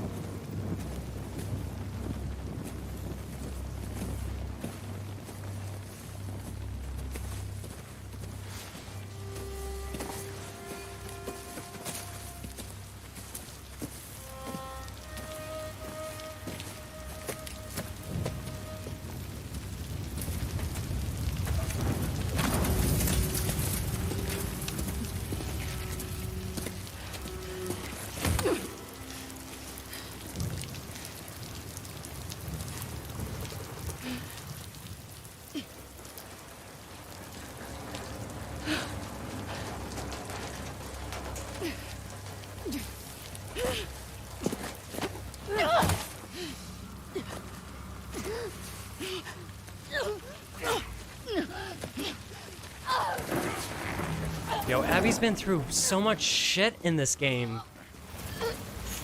You know, it's Ellie went through a lot of shit, obviously, but Abby went through some shit as well, man. Damn.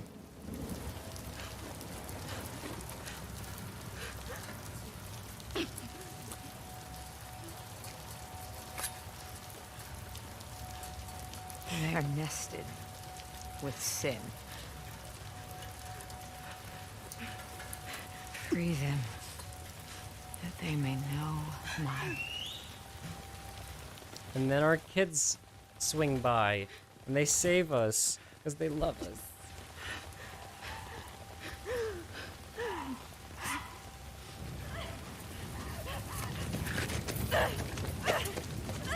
Oh, this is painful too. This is where she gets her arm shattered.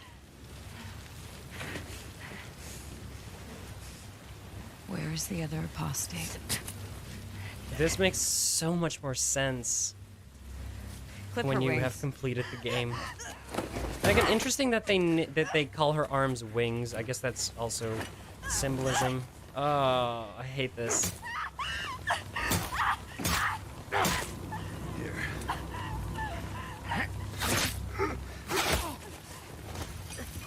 Lev, or Levi as I like to call him.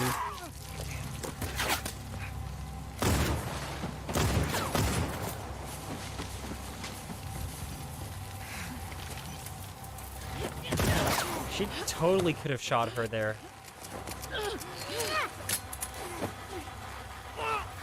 Also, for some reason, I have a tough time believing that Abby could have choked her like that. Oh, right, she got hammered in the head. And Abby, I mean, that was just clumsy. So what's up? What do you mean?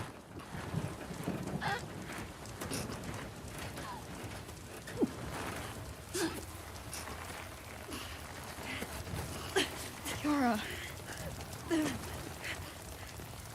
Demons are coming. Cut her down. She's one of them. Lev. Yeah, the semicolon fucked it up. That's why I called him Levi.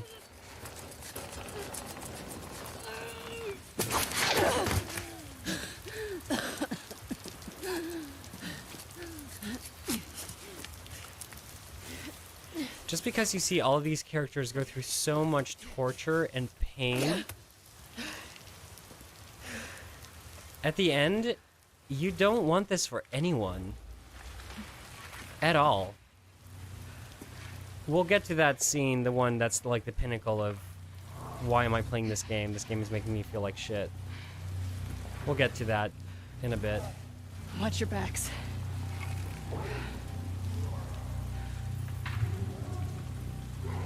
Right, so that was that cutscene. What else do we have? Oh, the Rat King? Holy shit. I want to just do the Sky Bridge, just in its totality. I know it's not a cutscene, it's just a section, but I love that part too so much. Just because of how terrifying it is. Yeah, And like, you run faster. it's, You're again, more focused. The good parts. let's listen to this bit of dialogue, like how Lev is trying to relativize Give you some advice. fear. Oh my god. Just think Very about the cool. good parts to fear. The good parts. Yeah, like, you run faster. You're more focused. Holy fuck. You don't feel pain as much. Every bad feeling, your palms sweating, your heart racing, Knees they're weak, all signs you're mom's actually stressed. spaghetti. So when Also, you I feel love this afraid, music. This you music is should great. Think about how your body is getting ready for what's coming. Only when weak may I carry my true strength.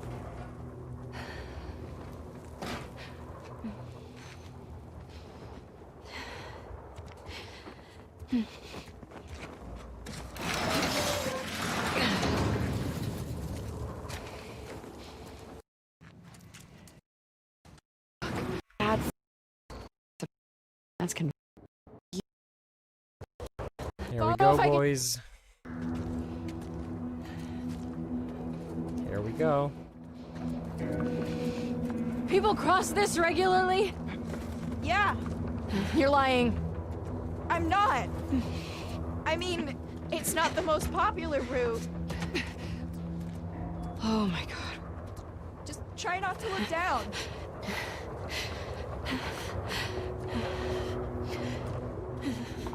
Shit. Oh fuck.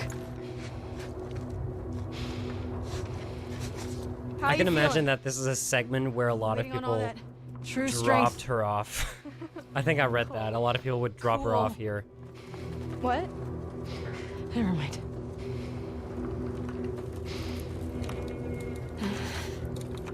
What's going on between you and your friend Owen? I thought that Oh was my God, hilarious Lev, when he now? started talking about that. Seemed really awkward. Just go. That was really funny. He's so careless here. It's cute. God. Come on. And then Holy there's this shit, one. Lev. This is the It's gonna be terrifying okay. one. Eyes on me. Shit. I would freak. I would freak out. Holy crap. There's like no support whatsoever. Like if there's wind blowing, you're fucked. You're gonna fall. How are you not terrified of this? And don't quote the prophet to me. Heights never scared me. I am alive. It does. The ocean. Dogs. Holy fuck.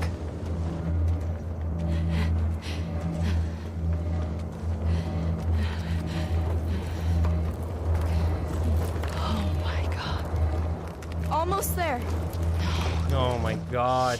Just a sec. Hey, look. You can see the hospital now. Oh, fuck. Oh, fuck. Focus on me. I can't do this, Lev. I can't do this. Yes, you can. I can't. You're going to. Come on. True strength. True strength. True strength. Okay, you're almost there. You can make it.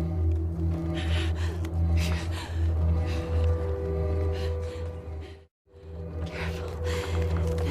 Careful.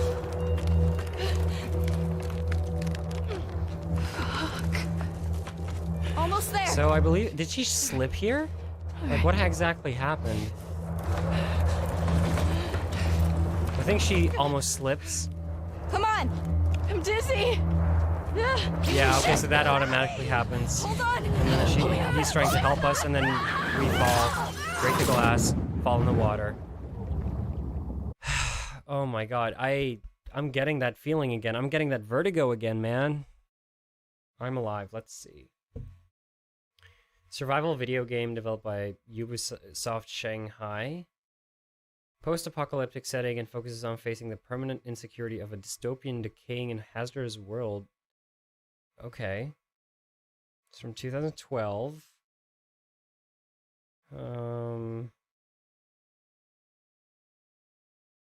Oh yeah, that looks a lot. It's very gray. It's very dull. Like, the colors are extremely sepia. From one zombie game to another. It does look cool, though. Like, they got the dystopian bit right. Oh my god, that's high up. Ooh, I'm definitely getting the same vibes that I'm getting here. Man, I'll check that out, actually. I thought this was an extremely powerful scene. It kind of... It made me bond with Abby, me as a player, to a character. Because it made her very human. It made me bond with Lev. It made me see the bonding between Lev and Abby, like those are two separate things. Because you can, as a player, you can bond with someone, and you, you're controlling the character you're playing, can bond. So for you, Abby Bibi, I'm not sure if I would say Bibi, but I think that Abby does not, like, the character Abby does not deserve the hate she is getting on the internet. But that's all because of what happened here, where Daddy Joel got clubbed. And I get it. I do. I totally get it. But, I mean, when you see what Abby's gone through, I mean, she's been through shit. She's seen her dad lie in a puddle on the ground, like lie in a puddle of his own blood on the ground. She has been hanged. She's fought so many fucking clickers and the Rat King. She's escaped multiple instances of death. She's been tied up to a pole to the point of near starvation. I don't know. If you have a little bit of humanity in you, you don't think that those things should happen to anyone, despite what they do to others. Like, I'd rather just shoot someone straight in the face and have it over with than put them through all that shit. I don't know.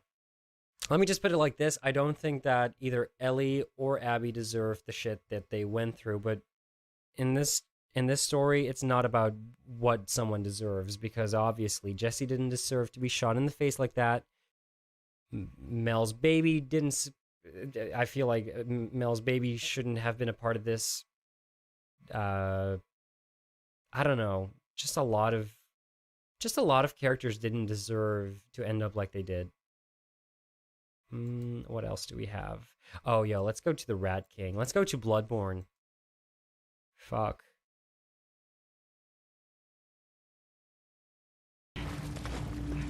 Let's go. That was here, yeah?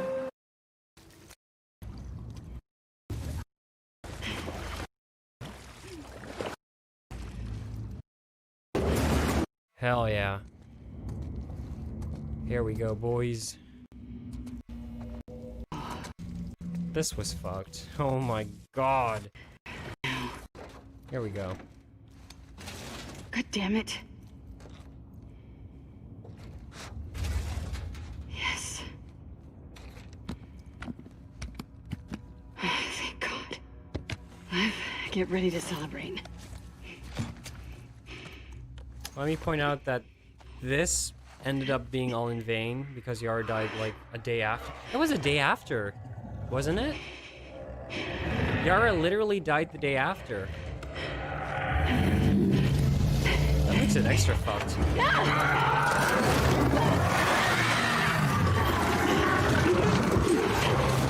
She went through all this trouble. She spent an entire day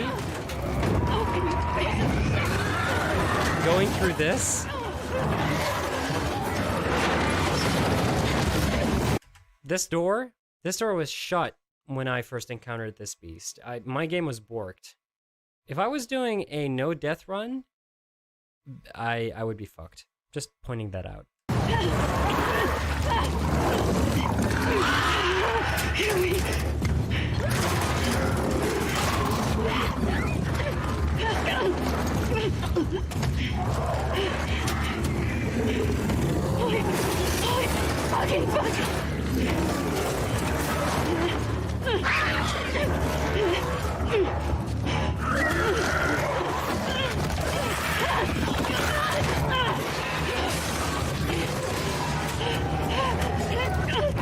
We're just gonna watch this entire sequence.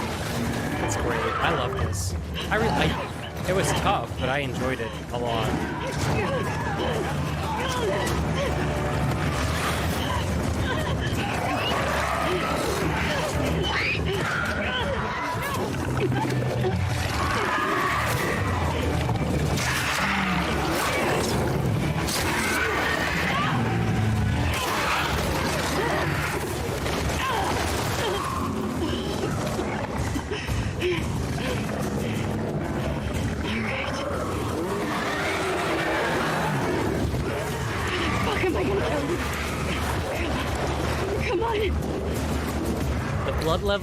The Bloodborne levels with this one are very high. Just the amalgamation of multiple creatures stuck into one creature, that's just extremely Bloodborne to me. That thing's not gonna stop. And I love Bloodborne, so, I mean, hey. It looks sick. Literally.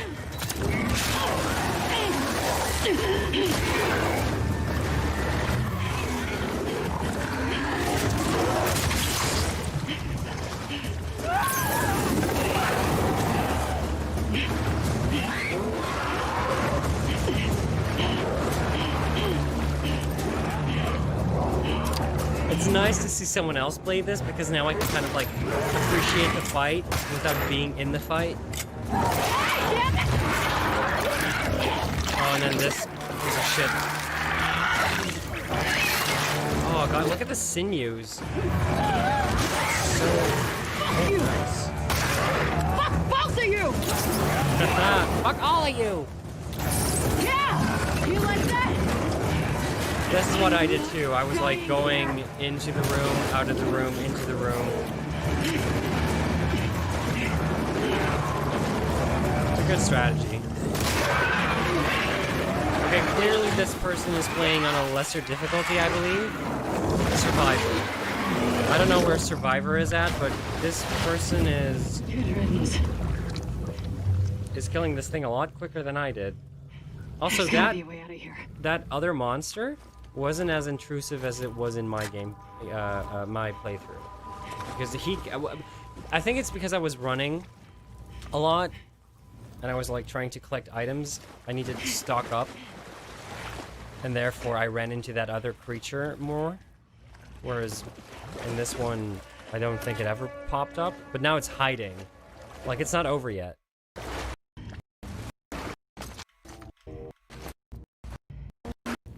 There it is. Survivor is the second hardest. Okay. Well, I guess that this person has played the game plenty of times to get that perfect run. But yeah, this was a great enemy.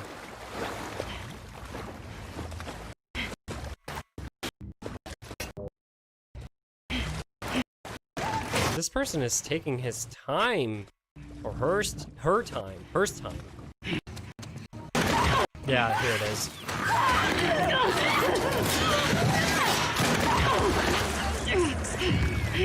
Shoot it. Or flame it. That scream, by the way, it confused me because that sounded extremely humanoid, and it made me question if that was Abby or the creature. I learned early on that it was the creature, but it sounded too down to earth, if you know what I mean. it made me confused because I was like, Abby. It fucked with my sense of direction as to where this creature was, because I was like, is that Abby, or like where is this thing?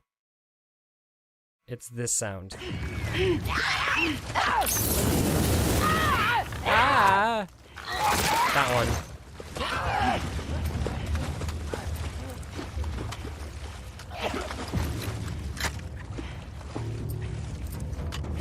And I think it only makes that sound when you hit it.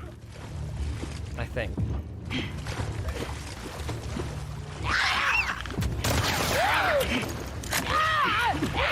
There it is again.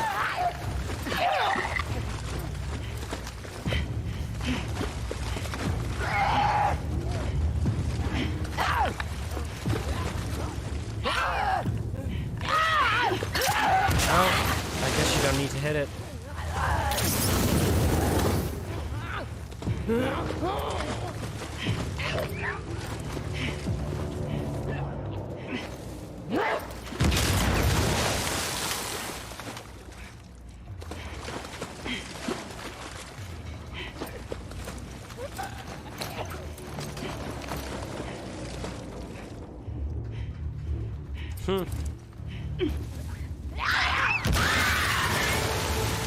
Nice.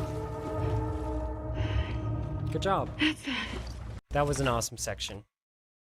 What else do we have? Oh, this was ferocious.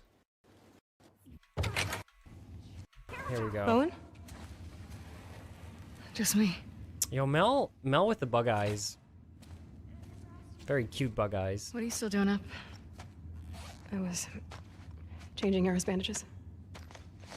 Can't believe she's on her feet already. Yeah, well, scars are tough. I can get there and back. What are they fighting about? Fuck you, Yara. I wouldn't leave you behind. Lev doesn't want to leave Seattle. Owen invited them to come to Santa Barbara. That is very Owen. I figure you'd have talked him out of going by now. Actually, I'm going with them. But not if you come. Ooh, yeah. What? He may fall for your little act with these Mel kids, wasn't a bitch. but I don't. Because again, remember, Abby slept with Owen. And Mel picked up on that. What she's doing here is not unwarranted. Like, if you were confronted with the person who you knew your partner was sleeping with, unbeknownst to you, wouldn't you do what Mel's doing right now? There's nothing to fall for. Isaac's top scar killer suddenly had a change of heart? Nothing to do with Owen, right? I think she's suspicious. I'm not sure if she knows it, but... I haven't always done the right thing. You're a piece of shit, Abby. You always have been.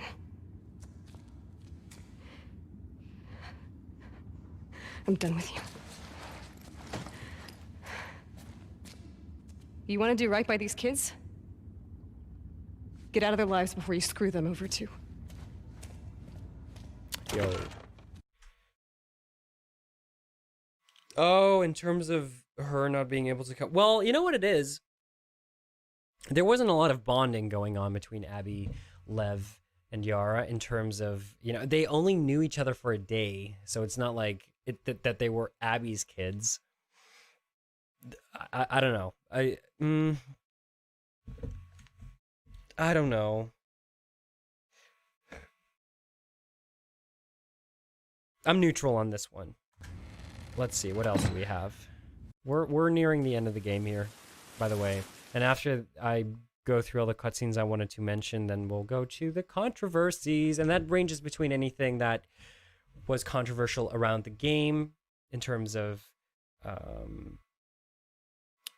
the trans thing, the characters being ugly, and the points of the game where people were fighting about each other, you know, with each other about, you know, the way the story flows, all that, all the discussion points.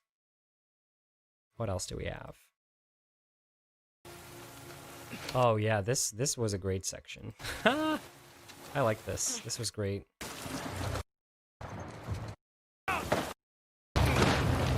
Yeah, we're going to the final territory of the game. At least it feels like it is, but there's a good chunk of game after this. But yeah, let's go here. Oh, let's go here actually. Wait, maybe this video has Yara's death.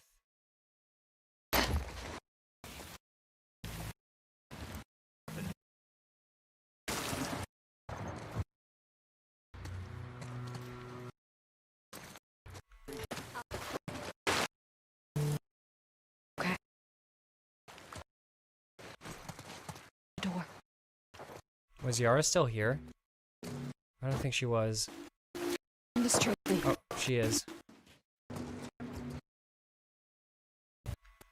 I want to see the run-in with Isaac.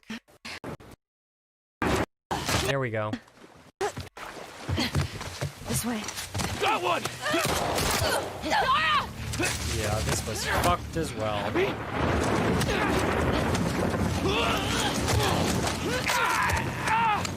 Yo, why do people love breaking arms in this game so much? Yara, get up! Yara, please! We need to move.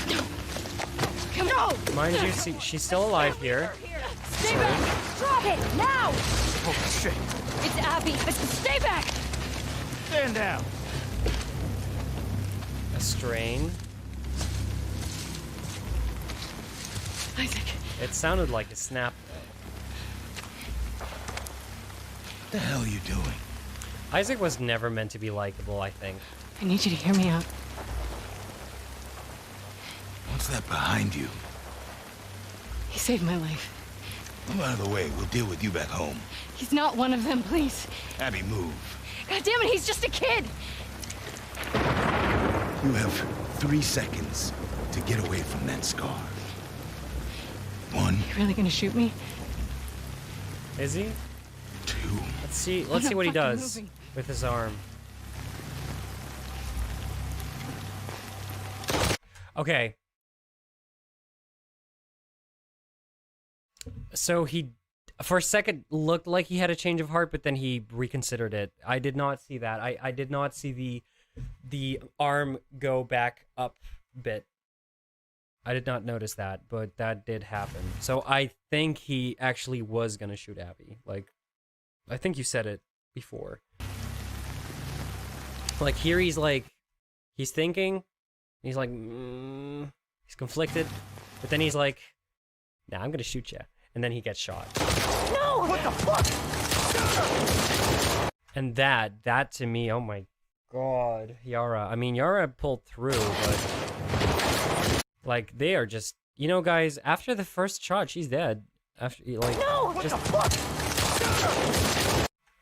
it's just insult to injury here, you know, the multiple gunshots. It's so degrading. And they just have to move. They can't process their deaths. And I think I've seen that somewhere, that people are like, oh, yeah, and they cast aside characters really quick, like they never exist, like they don't really care about. But look at this, at the situation you're in. You don't have time to hold a eulogy about them. You gotta move on. As fucked up as that is. All right, what else do we have? Grab what you can. Oh yeah, I'm guessing we're gonna go to the bit where we run into the Owen and Mel at the marina. Fuck. Be careful. I hate this too. It's good, but it's so terrible. Nobody wants to be in this position. Yeah.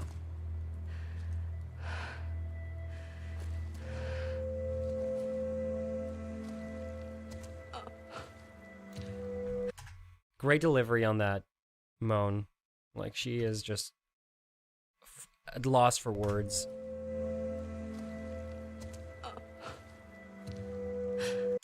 Shabani, welcome to the stream. Hi, we're looking at the sad scenes from The Last of Us Part 2.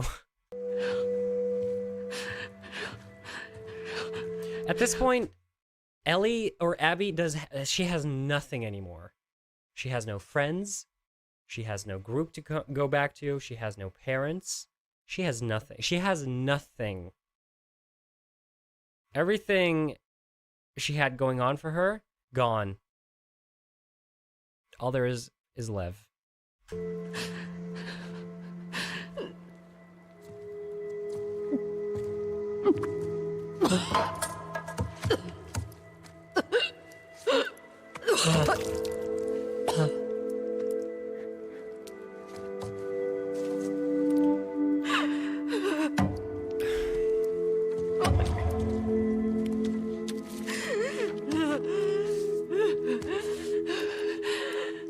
And I want to add to that I find Abby an extremely interesting and strong character, not physically just strong, but mentally as well. Obviously, right now, she is going to go to Ellie because she wants to avenge her friend's death, but the fact that she still has willpower to go on, like, I think any average person at this point would be like, you know, just gun to their head, put me out of my misery, because this is misery. This is miserable.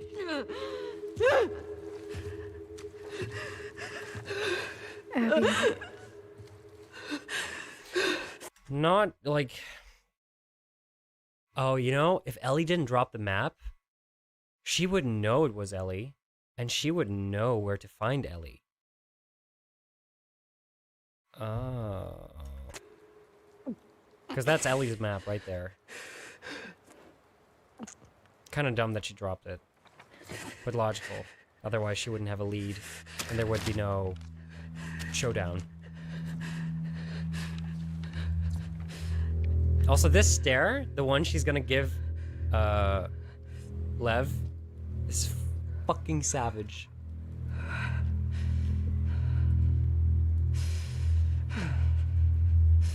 Oh. Oh. Oof.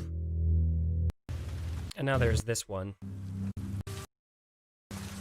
This scene. I hated this, by the way. Because I did not know how to... I did not root for anyone anymore. I just wanted this to stop. Like, if the game ended here, I would have been fine. Well, I don't know if I would have been fine, but I wouldn't be as upset as I was. Hands up. Back away from your shit. Tommy lived through this, by the way. Still very fascinating. You're making a big mistake. Don't fucking turn around. Lev, keep your bow on him. Get on the ground.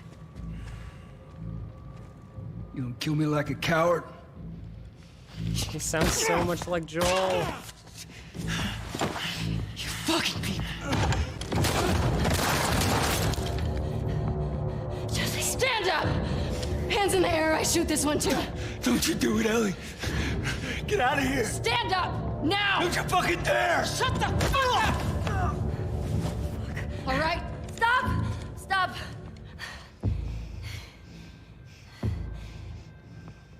Toss your weapon. Toss your weapon! No. I hated this so much. The fact that Ellie became the enemy here. There's no cure because of me. I am the one that you want. Just let him go. You killed my friends. We let you both live. And you wasted it. Wait! Get off of her! Stop me! Come on. I really hated this a lot. Stay here. Watch the exits. Don't let her leave.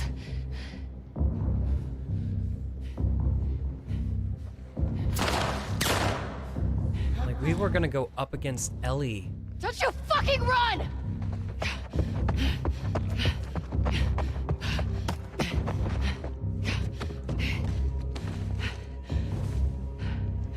This might be the only bit of the game where this and another part of the game, gameplay-wise, I would not... I'm not sure if I would have chosen to play as Abby here. I don't know. I don't know if anything else would have played out better. I think you're supposed to feel conflicted. I know for a fact that you're supposed to feel conflicted, and that's what I feel. That's what I felt here. A lot. Like, you're up against Ellie. Our sweetheart Ellie. So messed up, man.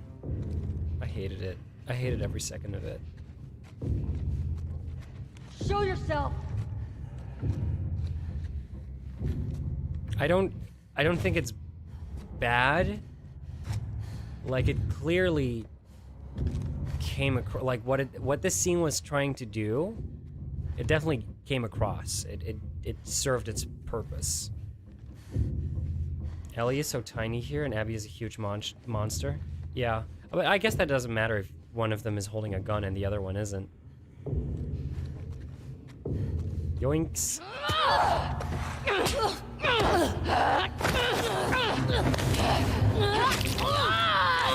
Like, here's the problem. Well, it's not a... I don't want to call it a problem, but here's the conflict.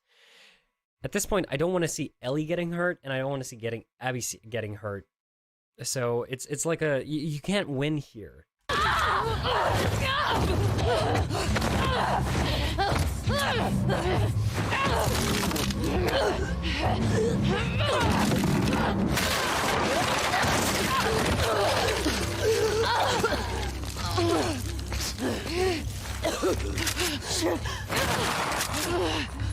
Motherfucker! They both like to bite a lot, I guess.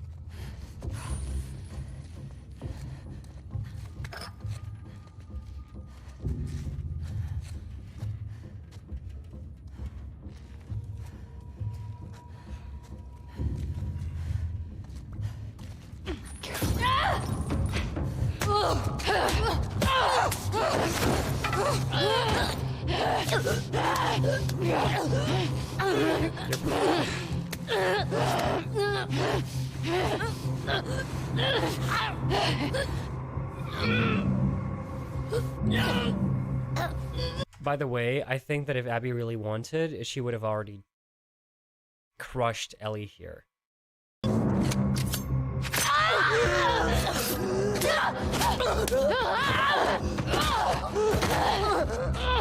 Abby is that strong.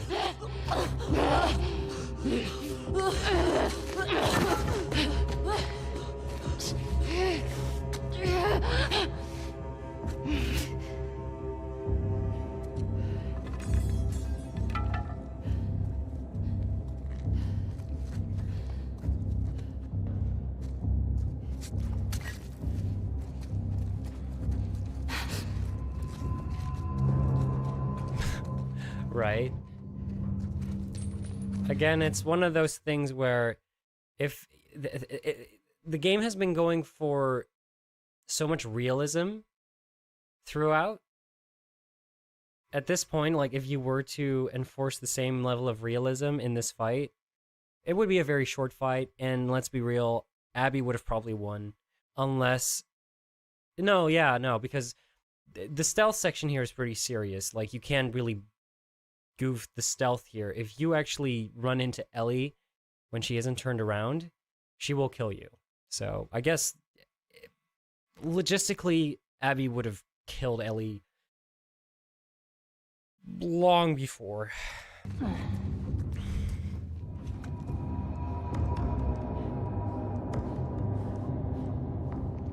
Right. It's where you're like, oh right, this is a video game and these are the main protagonists.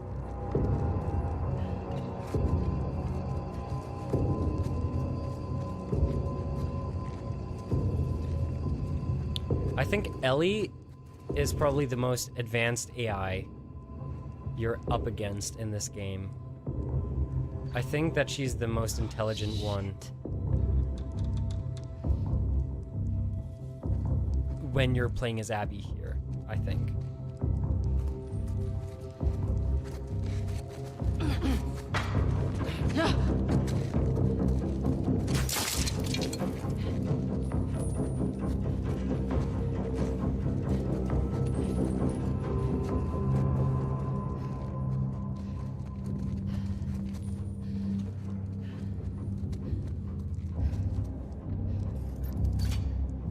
hell is she doing?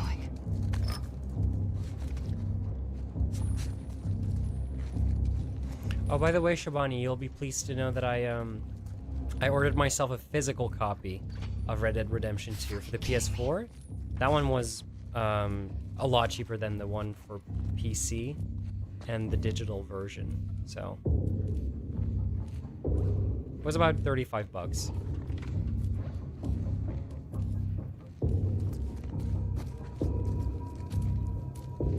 Oh, you crafty little girl. Look at that.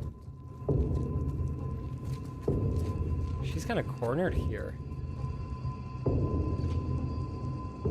Can you imagine if every AI in this game was like this? Oh.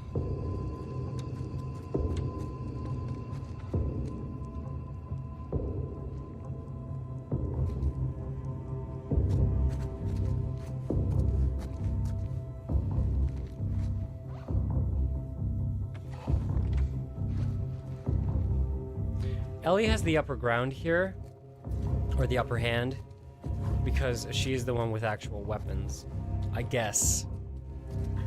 But then again, I feel like even if Abby would get the jump on her, despite not being directly behind her, Abby could still, like, fuck her up.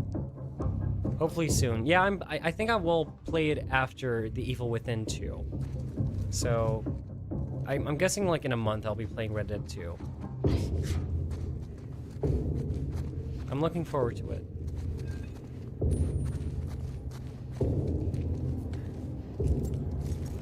And you know, if we're going to talk about realism, it doesn't make a lot of sense that the pipe bomb or the proximity mine doesn't go off when the person who put it down doesn't set it off.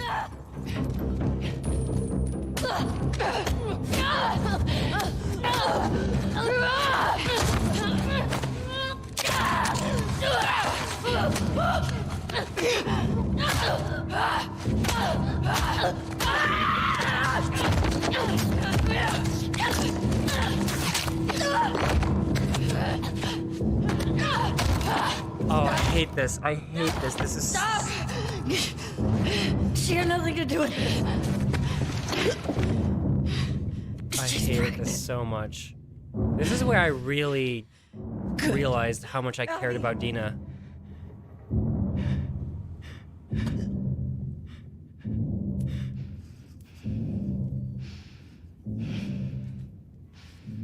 And this is something that I didn't realize until after I finished the game, but both of these characters, even though I'm willing to put my bets on it that Lev was the one who was acting as the voice of reason here. If it wasn't for Lev, Dina would be dead and Ellie would be dead. They both spared each other. Ellie spared Abby at the end, and Abby spared Ellie here. Ellie spared Abby at the end, yeah. And Dina, of course.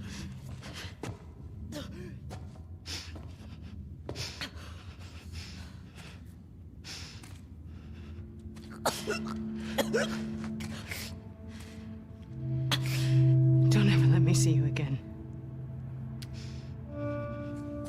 That's not gonna happen. Come on.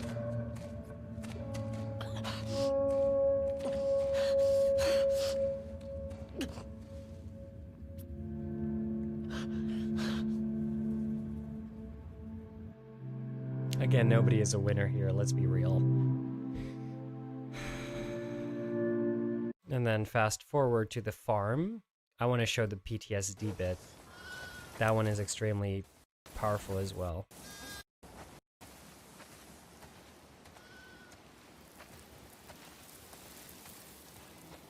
Come on, little dude.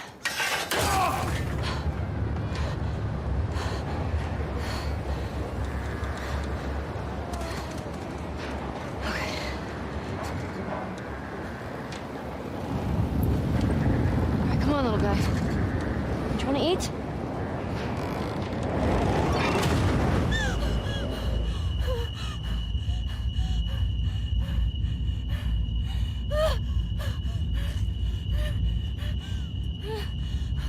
I think this is a decent representation of PTSD. And I think that people who have PTSD, who have wrote about this section, actually applauded the game for portraying it so accurately, because this is sort of what it is supposed to feel and look like. It's just terrible. It's like you're stuck and you can't get out. Ellie? Hey, Ellie. Look at me. It's okay. You're home. You're home. Yeah, Spec Ops is basically one PTSD, just one giant PTSD trip.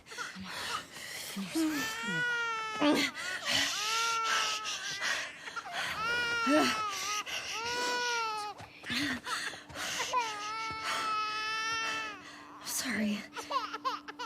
I don't know what... I was just bringing in the... But I'm guessing this is not the first time she's had a PTSD attack, like a panic attack.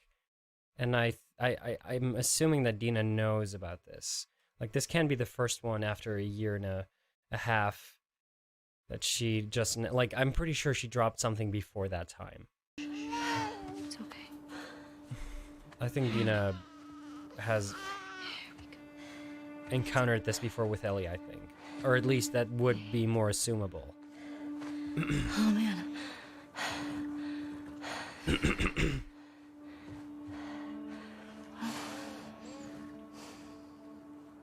It's good. Haven't had any excitement in a while. Hmm? Very strong, very powerful.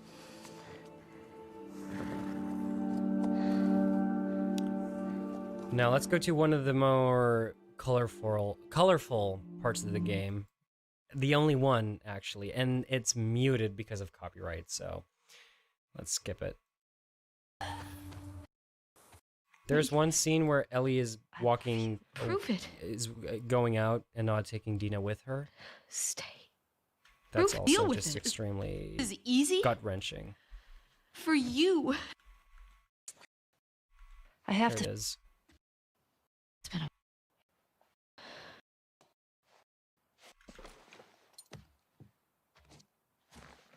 I beat the game, Mike. Yes, we're doing a post-game Hey. looking back stream, I guess.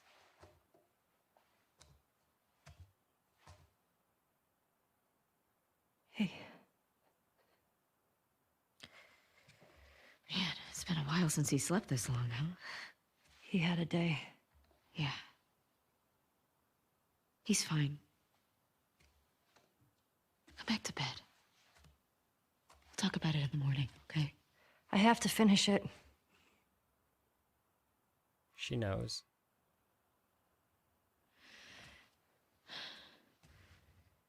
You don't owe Tommy anything. I don't sleep. I don't eat. I'm not like you, Dina. What? You think this is easy? For you and for him, I deal with it. I love you. Prove it.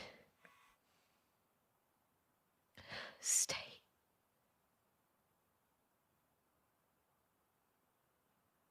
I can't. So what? I'm just supposed to sit here and wait for you? For God knows how long? Just thinking you're fucking dead the entire time? I don't plan on dying. Yeah, well, neither did Jesse. Or Joel. Hey, stop. Hey, come on. We've got a family. She doesn't get to be more important than that.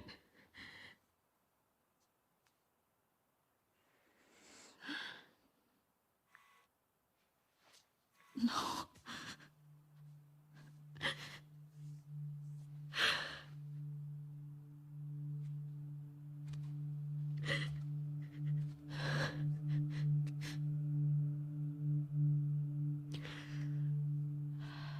I'm not gonna do this again.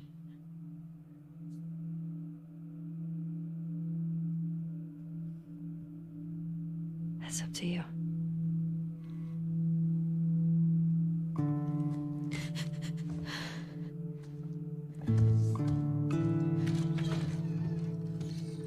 Revenge is obviously the topic of this game, and it's interesting you say that, Shivani. I think that's the main takeaway from this game. It's all about how revenge isn't the answer. This was the turning point for where I said they assassinated Ellie's character. Yeah? Is this where they... Really? What do you think would have fitted regular Ellie's profile? What would your Ellie have done, Mike?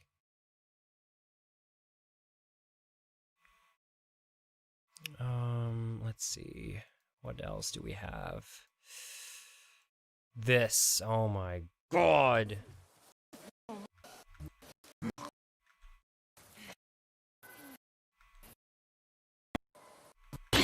Yeah, this fucking piece of shit.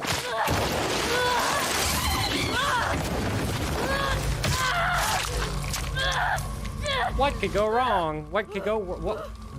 How could it get any worse?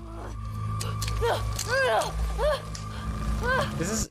That was the equivalent of, like, getting water sloshed all over you as you're, like... You're stood up from a date, or, like, the date ran away, you're standing in the rain, you're waiting for a bus or a taxi to come on over. They all drive past you, and all the water is just... It's that, but, you know, worse.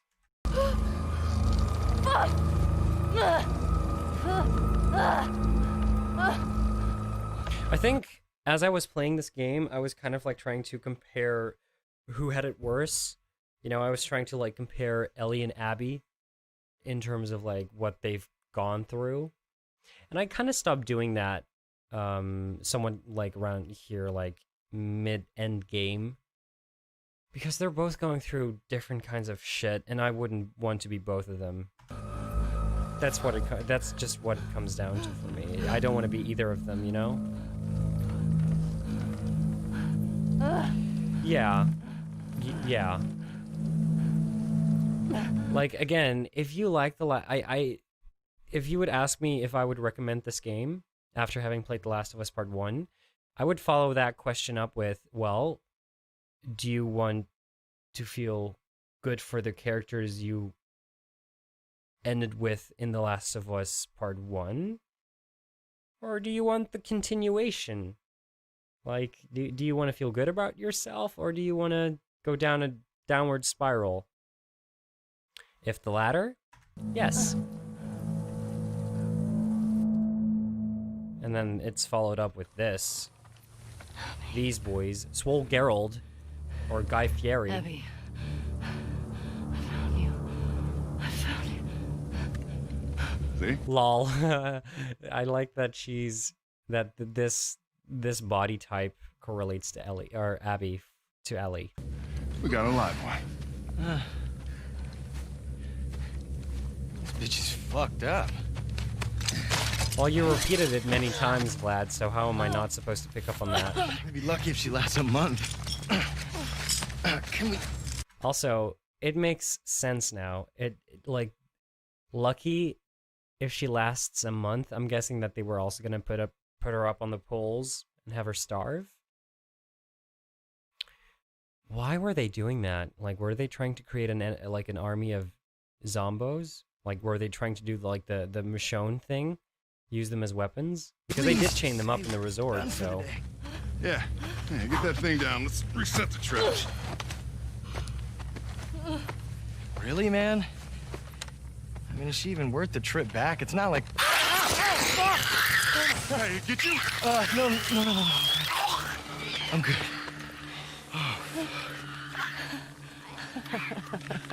Something funny? Looks like you shit your pants. Fuck you say? Oh, bitch. Oh, you like funny, huh? Get up. Come on. Get up. We don't need No, this. man, she's fucked up anyway, man. Come on. Yeah, it's funny, right? It's funny. Are you serious? Come on. Wait. Funny, right? This is weird. The fact that Ellie has his other arm under control. That's kind of goofy. Like it's supposed to be the other way around. If that wasn't the case, Ellie wouldn't be able to break free. Kind of weird, but okay. Plot armor. Protagonist plot armor. We'll see you in The Last of Us Part 3, Ellie, and you might not even make it through the prologue. Ellie's wearing Converse? Excuse me? Oh, she is. Lol. Going back to Mike's comment. I feel that Ellie would have tried harder at the family life and stuck it out for a few days, having more PTSD attacks eventually leading her to needing to finish it, and Dina would get whittled down.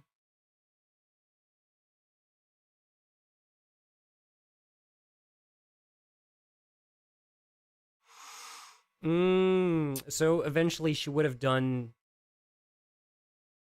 the same thing, but not in the same order as it has happened now. Is that what I'm getting here?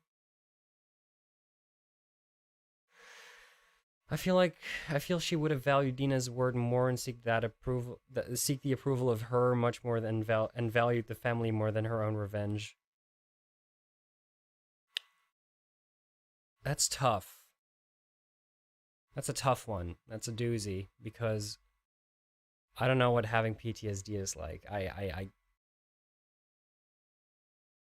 mean, you heard her. She doesn't eat. She doesn't sleep. It's keeping her up at night. And I know what that feels like. I know what it feels like to be dealing with something that keeps you up, that takes away all your hunger, something that basically leaves you as a shell of a human being. It's not PTSD, but I've had my own thing, and it feels like it's not going to go away unless you take care of it. And I guess what Tommy said about how Ellie made a promise, I guess that just, maybe that was all the incentive she needed. I don't know. It's a you like funny, interesting topic. Come on. Interesting point of debate. No, man, she's fucked up anyway, man. Come on.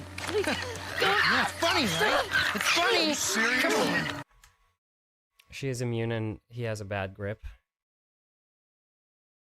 Right. Yeah, double plot armor.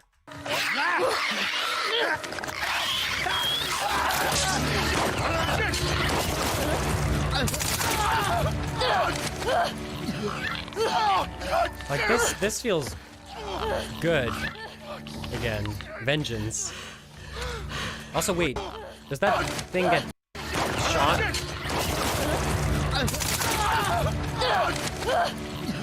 Like, who eventually killed that thing?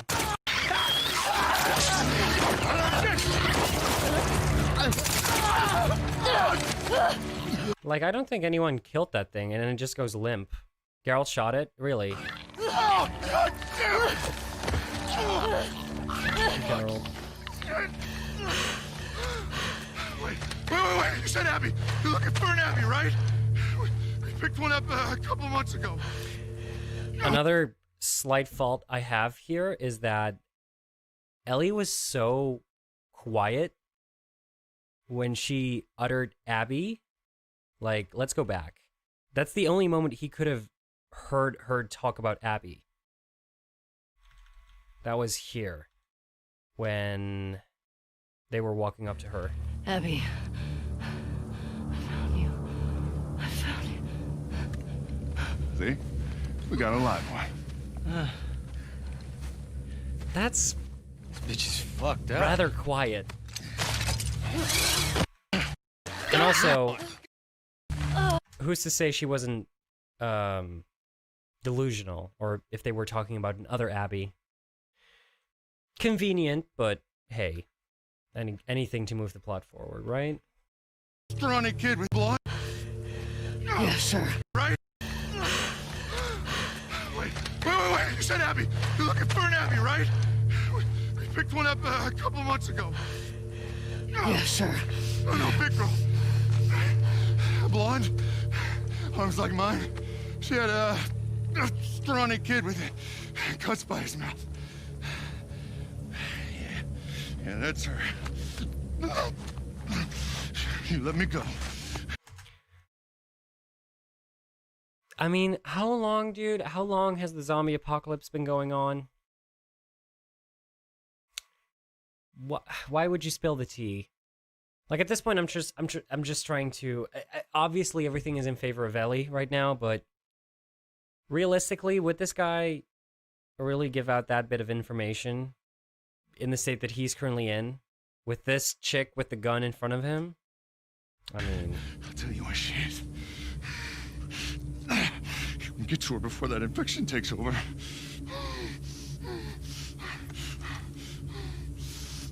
I don't care, Beach. Talk. The 200 character limit really limits thoughts. Oh my god, I get that. Where is that? That's what this stream is for. We can talk about it. You hit the railroad track. That'll lead you to a resort. We keep them in the tall, round building. Just type it and continue your message on the second message. Pop, pop, pop, pop, pop. I swear.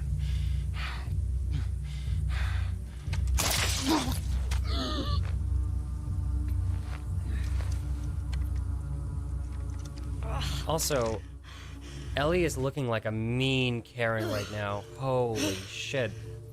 And this girl stitches herself up like that. And it's a clean stitch. Like, take a look. Like, not even... I'm guessing this was maybe a few minutes after? Tracks to resort. Maybe half an hour. I don't know. Round building.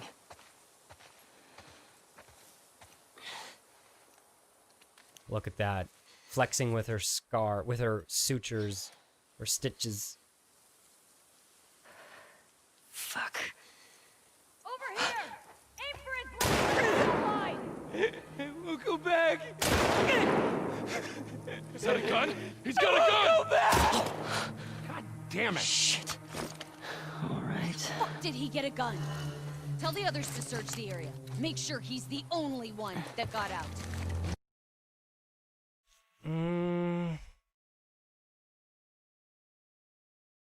She didn't need to kill him. I mean...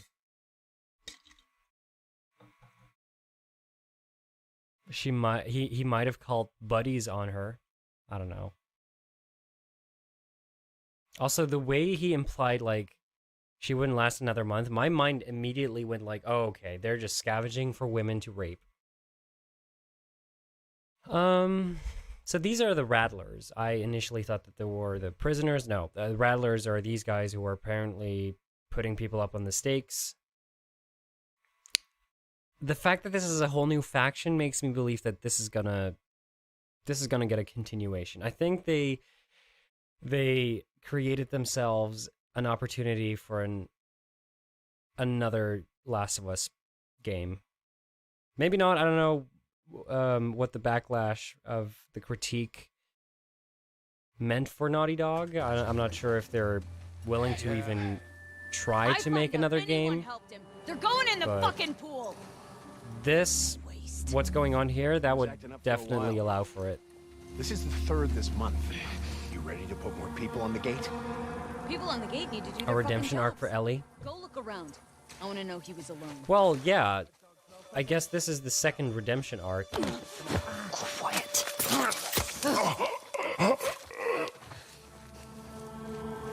I want to talk about that when, actually, this is not the cutscene anymore.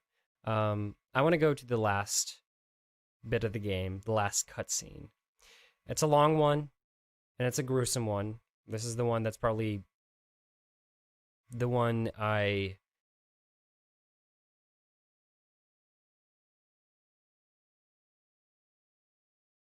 I'm the most speechless by.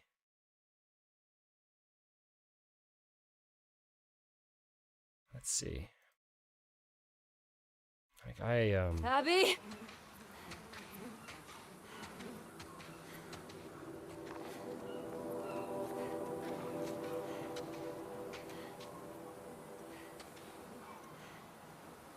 Does the camera automatically pivot? Help me. Please. Seeing Abby like this was just horrible. Look at her.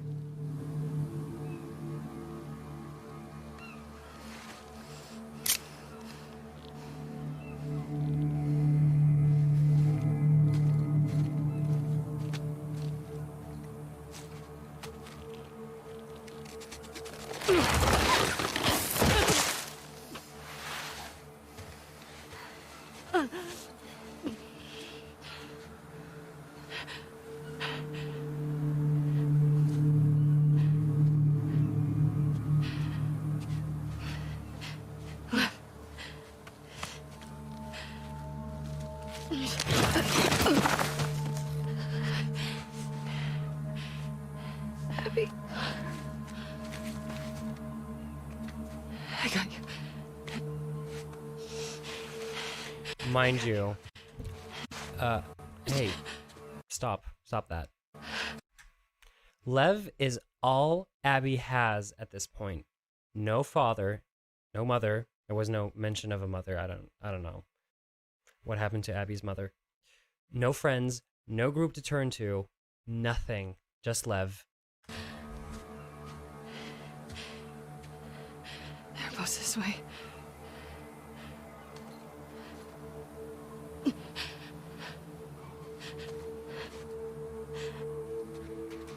Oh, and mind you, Ellie would not have come to Abby's rescue if Abby killed her or if Lev didn't intervene. Like, this is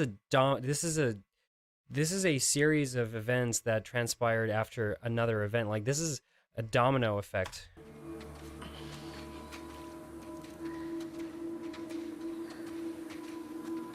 Both wanted revenge so bad and eventually did not technically follow through. Except Abby got her revenge for her father. So I guess that she's the only one who kind of got her revenge early in the game.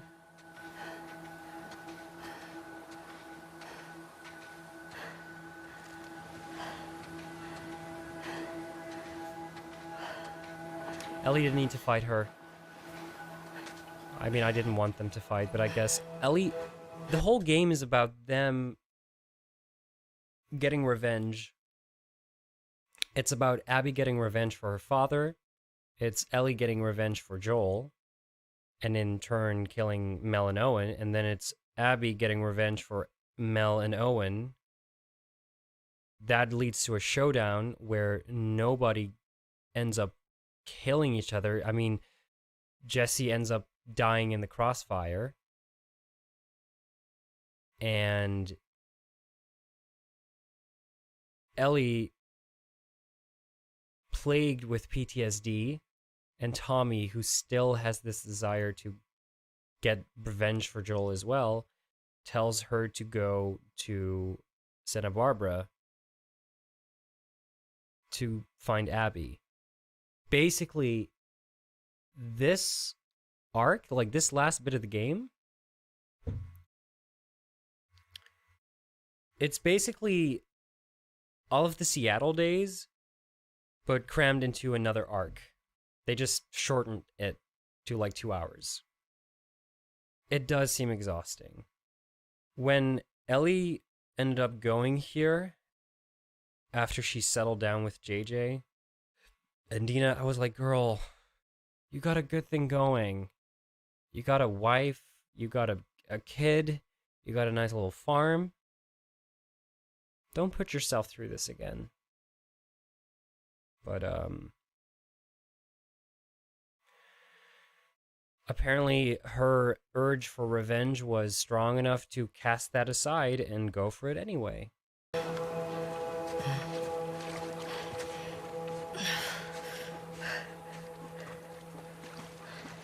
Man, this is... I hate this so much. I hate what's coming up. I hate it. I hate it. I hate it.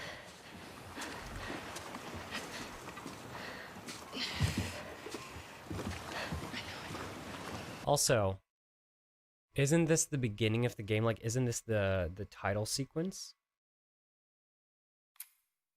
Symbolism.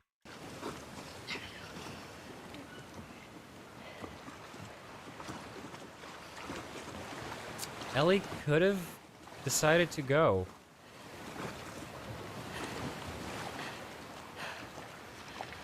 I think she was contemplating it. Right here.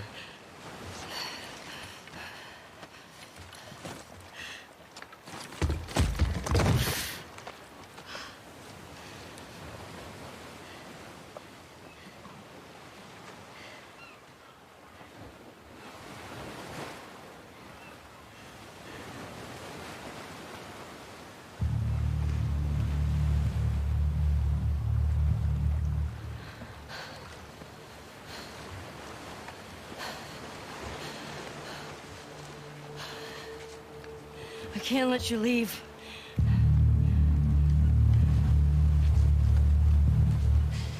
I'm not doing this.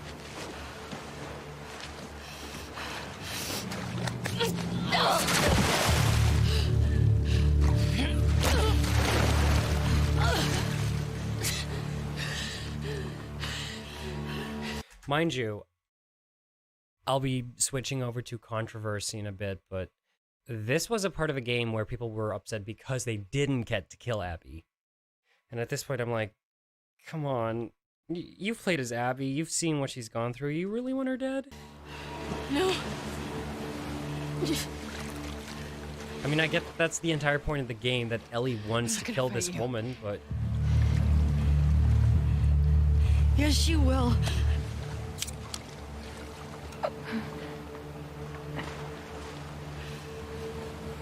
He's not a part of this. Neither was Dina. You made him a part of this.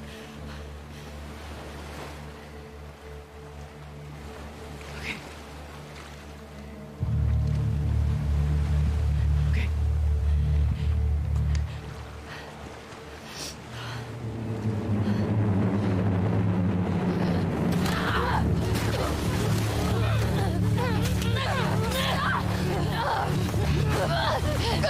See, the reason why I felt very problematic about this was, look at how Abby looks.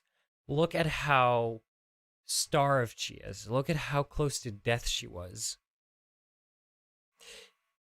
Even if you were gonna go fisticuffs here, like no weapons, just pure strength. I mean, Abby is still strong as it shows, but the fact that you're attacking such a weakened woman, a weakened person, I don't know, and cutting her and trying to drown her. I mean, that's, yeah, I see why people call this torture porn.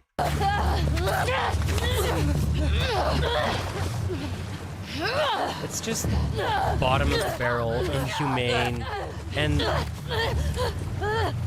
I don't wish this upon either of them.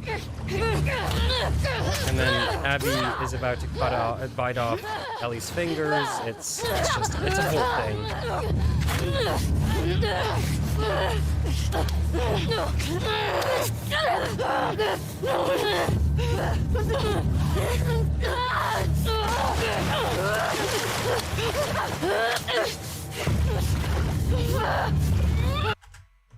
I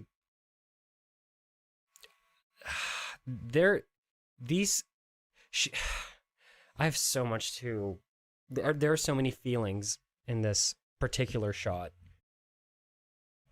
Look at Abby. Look at the state she's in. We're about to fucking jab a knife through her chest. I mean, come on, dude. That's fucked up.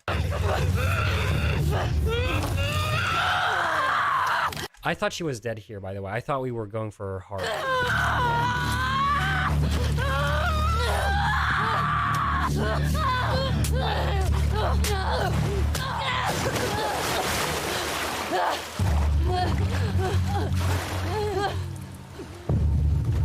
Yeah.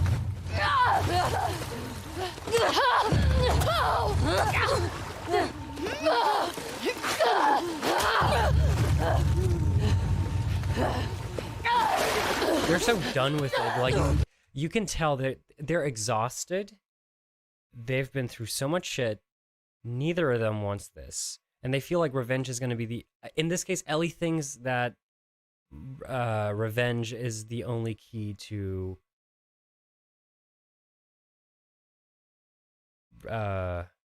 self-betterment. That's why she's doing this. Peace. Self-peace. Inner peace. She went through this shit. She got impaled.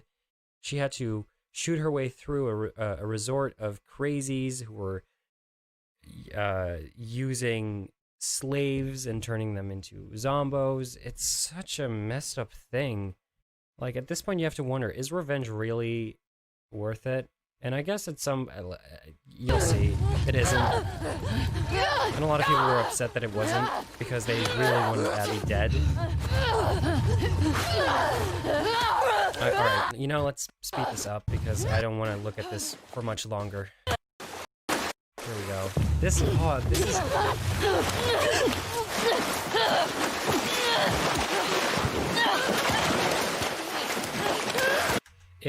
If Abby drowned there, I think I would have been a lot less positive about the game. Severely.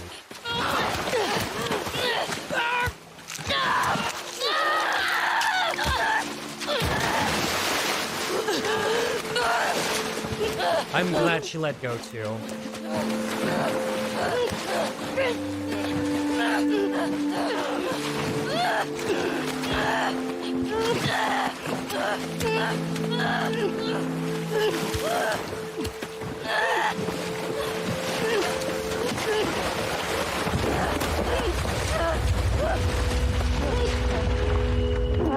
She could have done it.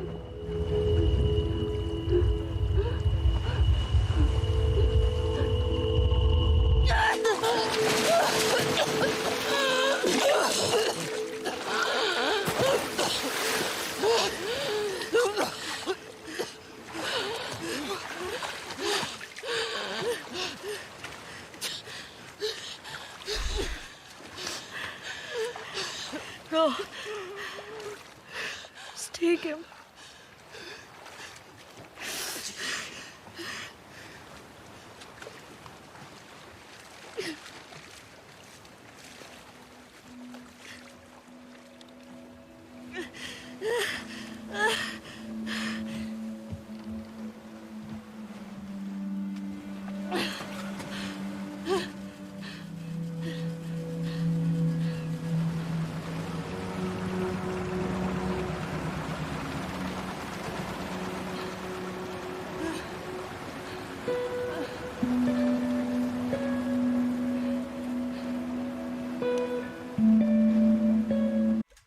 This has to be one of the most gut-wrenching... This is the most gut-wrenching end to a video game I've ever experienced. I've ever played. This is on another level.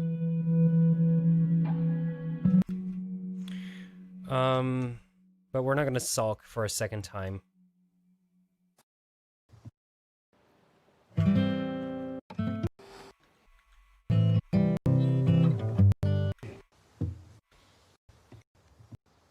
This was about Ellie not being sure if he could, she could forgive Joel, right?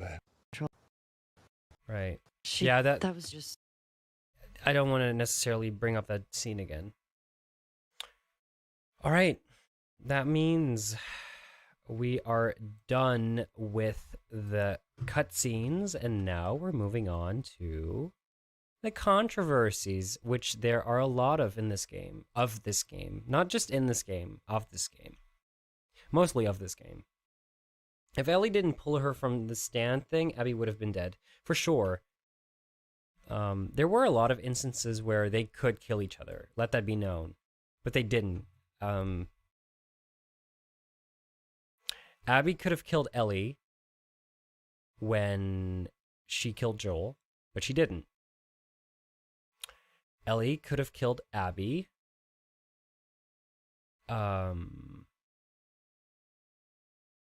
Well, I think Ellie only had one shot of killing Abby. Two. At the gallows, basically, yeah, where she was standing, and she could have drowned her. Abby could have also killed her at the showdown. I think they both had equal amounts of opportunities to kill each other, but they didn't. I think they were really questioning themselves if it was going to be worth it.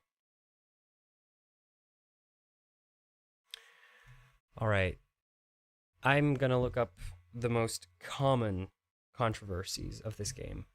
One that I mentioned earlier was that people had an issue with the fact that Abby was supposed to be trans, but she isn't trans. She's just a strong woman.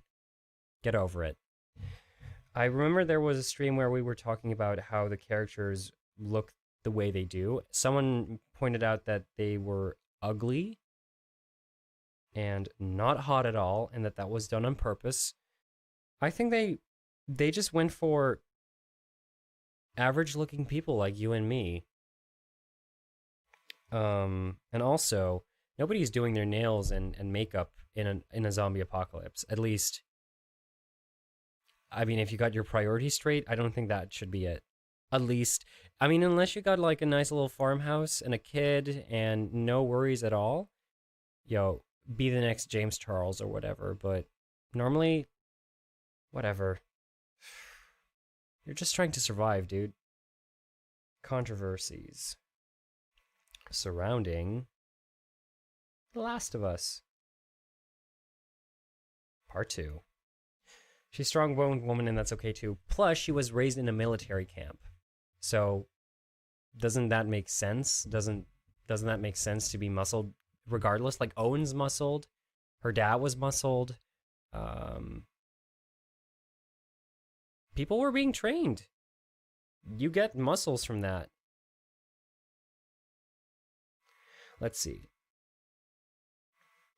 So there were a lot of people who were upset that Ellie is a lesbian. I mean, I'm not in a position to agree with that, obviously, but I can see that some people would be upset with the fact that some characters suddenly turn gay, but for me, it didn't feel like suddenly. It felt like a natural progression. Ellie's just gay, and that's it. They don't really make a big deal out of that. They do, however, do it here at the ball, I think.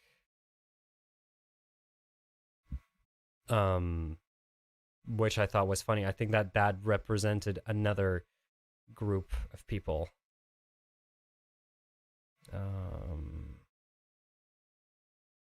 So this is muted because of copyright, but I'm not sure if this bit is. No, it's not.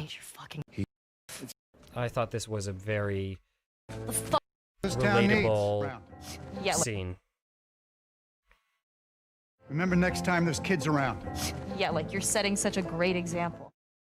Oh, just what this town needs. Another loudmouth dyke. The fuck did you just say? Ellie, hey. Ellie, don't. Get the hell out of here. Get your hands off me. Hey! Enough. Come on, you. Let's go for a walk. What about them? You worry about yourself. Let's get you some fresh air. You all right, kiddo? What is wrong with that. Equal parties, like both parties got their representation, I suppose. Yeah, again, I did not feel like they were pushing too much of an LGBT agenda at all. It felt very natural, but that could be because I'm biased, because I'm gay, and I just wish that this could be where we're heading to, like a world where we don't really care what anyone is. And if it wasn't for that guy, the older guy who was talking back at us, not Joel, the grumpy one, I don't think the game would have ever really brought it up as a point of concern at all. Didn't care about Ellie being a lesbian, but don't get the Joel hate from Ellie in this scene in particular. I think, yeah, me neither. I think it's because maybe this talk was close to that talk. Like, maybe these were rather close to one another, and there were still, like, some feelings being processed. I'm not sure, but that did not necessarily feel very right. I agree with you on that, Mike. The way that they added LGBTQ elements into the game, the like Yara or Lev being preferring to be a boy, and Ellie being a gay person, I think they did it extremely organic. It wasn't a very loud, propagandic, propagandic message, but it was there. It was present. She's been angry at him ever since she found out what he did. Well,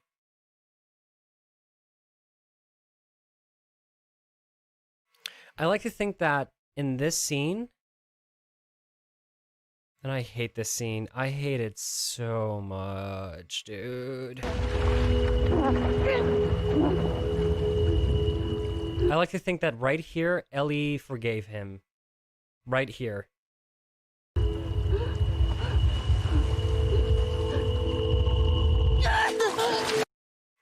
I like to think that. Maybe not, but I like to think so. Is Abby also gay? She hooked up with Owen, and I didn't really see her romance any other girls, so she's only presented herself to be heterosexual, so. The scene at the porch is supposedly the first time they actually talked since then? Oh, wow. Let's see, what else? Joel's death. That's an obvious one. I've already voiced my opinion on this. If it wasn't for his death, then this game wouldn't exist in the shape it is right now, in any way or shape. Joel's death, it's from a creative standpoint, it's a brilliant plot device. Like, sure, everybody loves Joel, everybody loves Ellie, from the first game. Seeing one of them die is gonna make you feel stuff. Some people move past it, some don't. There's not much to say about that. But again, from like a writer's perspective, from like creating a sequel, it's a perfect move on their end. No matter what you think of it, it definitely created enough. Fuck the shot. It created enough room for the game to create a sequel, or it created enough room for it to be a full fleshed out game sequel. The marketing controversy. This controversy deals with the belief that The Last of Us Part 2's marketing deliberately misled fans in regards to Joel's fate and other key plot elements. The centerpiece of this controversy is a scene featured in one of the game's trailers in which we see a mysterious figure put their hand over Ellie's mouth. When she turns around, we see that the mysterious figure is Joel. Ellie asks, "What the hell are you doing here?" And Joel replies, "You think I'd let you do this on your own?" I think I've seen this trailer a long time back, but I want to see it again. So we're just going to type in The Last of Us misleading trailer. Let's see.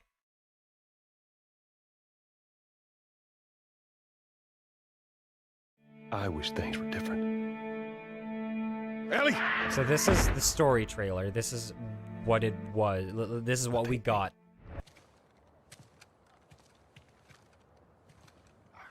Ellie!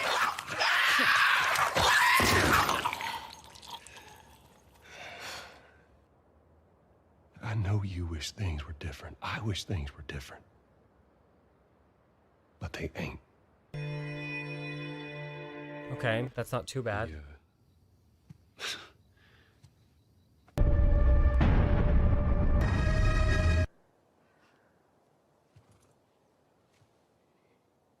Okay.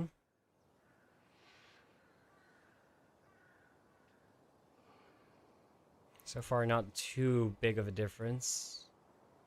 Just say it.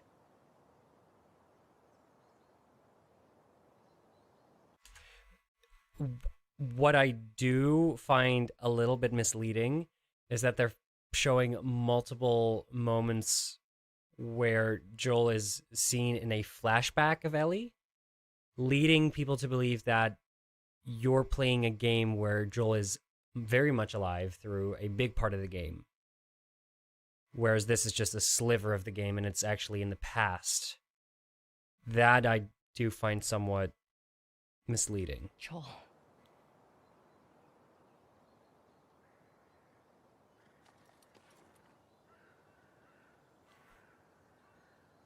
Making a vaccine.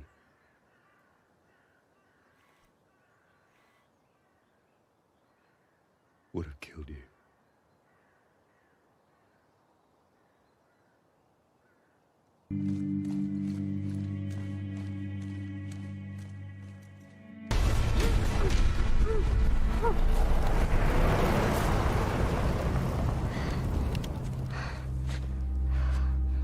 What the hell are you doing here?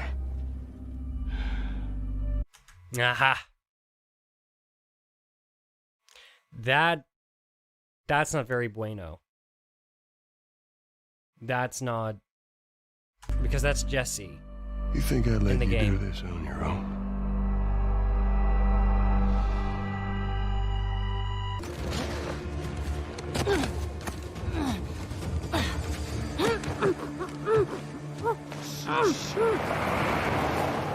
I'm not a big fan of that. That I get. That's very different.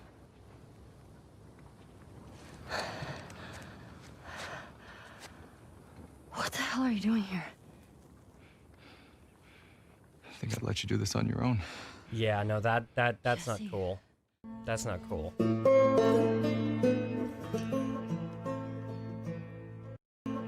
What's the difference here? Oh, the jacket? The colors? They made him a bit older. See, yeah, the way they created the trailers makes you think that you're really playing this story with Joel. That is very misleading because, again, Joel gets gunned down he gets clubbed very early in the game. Yes, there are bits in the game where you get to play with him again through flashbacks, but obviously that's not. No, I'm not a fan of this. I get the controversy. I would be upset too if I were following The Last of Us Part 2 as much as I did, or as much as people did. I didn't really do it as much. Also, I was recovering from my eye surgery the moment this game came out, so I wouldn't have been playing it right away anyway. Let's see. The protagonist swap. See, I get why people get upset at the fact that they have to play as Abby after having killed Joel, but I think that's the only way that you can even get a sliver of sympathy. They really went with conflict here. They went with a conflict of interest here. Not knowing whose party you're on, not knowing who to root for, not rooting for anyone anymore, just wanting to stop this shit. And I don't think that if you didn't get to play as Abby, you would get any sympathy. I know there's a lot of people who didn't get sympathy, and they will continue to hate this sequel. They will continue to hate Abby. But then there's people like me, and I know there are other people like me who actually ended up appreciating Abby or understanding Abby.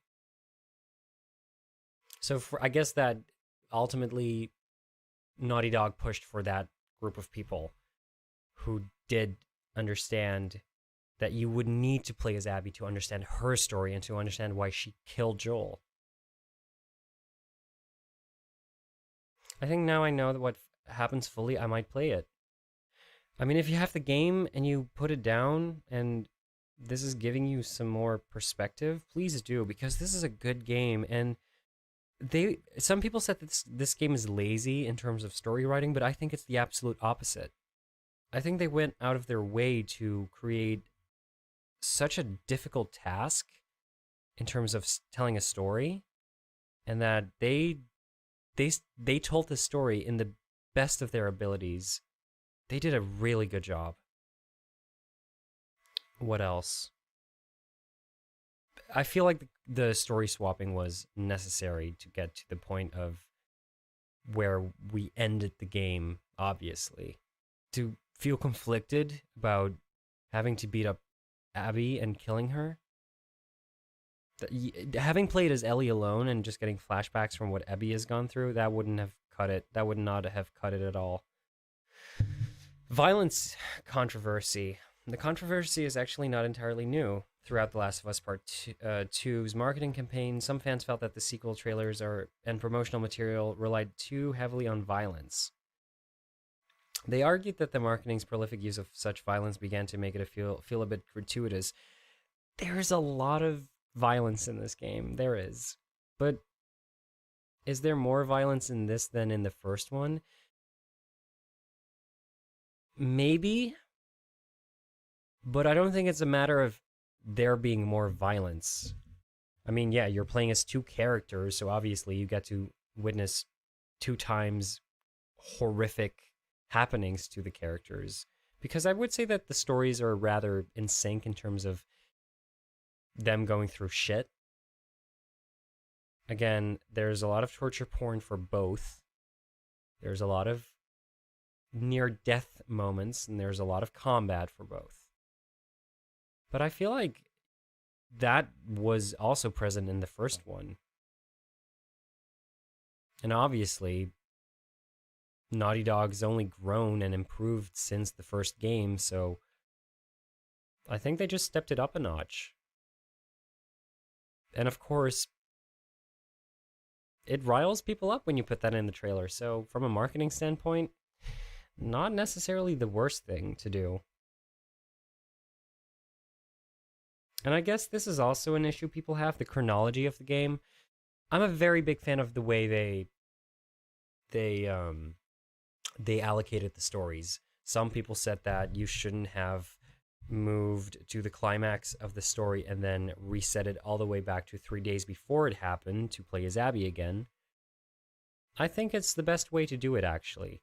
Because, yeah, you are at a very high intensity point halfway through the game, and then the game is like, okay, in order for you to understand why this woman is here, why she killed Jesse, why she's holding Tommy at gunpoint, and why she's about to kill you, you get to play as her. Some people were like, but I don't want to play as her. She's a monster. Well, play as her, and you might reconsider. And I did reconsider, because again, Abby was just trying to go after the killer who killed her dad. And then, you know, Ellie kills Owen and Mel. Mel, she wasn't the bestest of friends with, but, I mean, she was there. And then there's Owen. And I mean, that's all she still had. I mean, she turned her back against the WLF. Yara died. That's all she had left. She had Lev. That's the only thing she had left. Marketing wanted to talk about the game, and they bad publicity is still publicity, so I think they did it wonderfully. I really hope it didn't discourage them, because I know that the game got the devs got death threats from this game. But I think they just they set a new standard for storytelling in video games, and I don't think it's getting the amount of appreciation that I think it's supposed to be getting. I mean, I'm sure that there are a lot of critics who are, and it won Game of the Year, and that there are a lot of fans who do praise it, but I hope that people will come around to it. and they will reconsider their current state towards the game, assuming that these are the people that absolutely hate the game and didn't continue playing it, or they loved pushing Abby over the edge when they were doing the Sky Bridge. But it's a good game. Is it the best sequel? I mean, hard for me to say. I guess that they're so talented, they could have made the story turn out in dozens of ways. But this is going to stick with me. I'm going to remember this one. And if that's their end goal, then they are successful at it. Well, like, what's the point of that? Why send death threats? If you don't like something, don't play it. Don't look at it. I don't get it.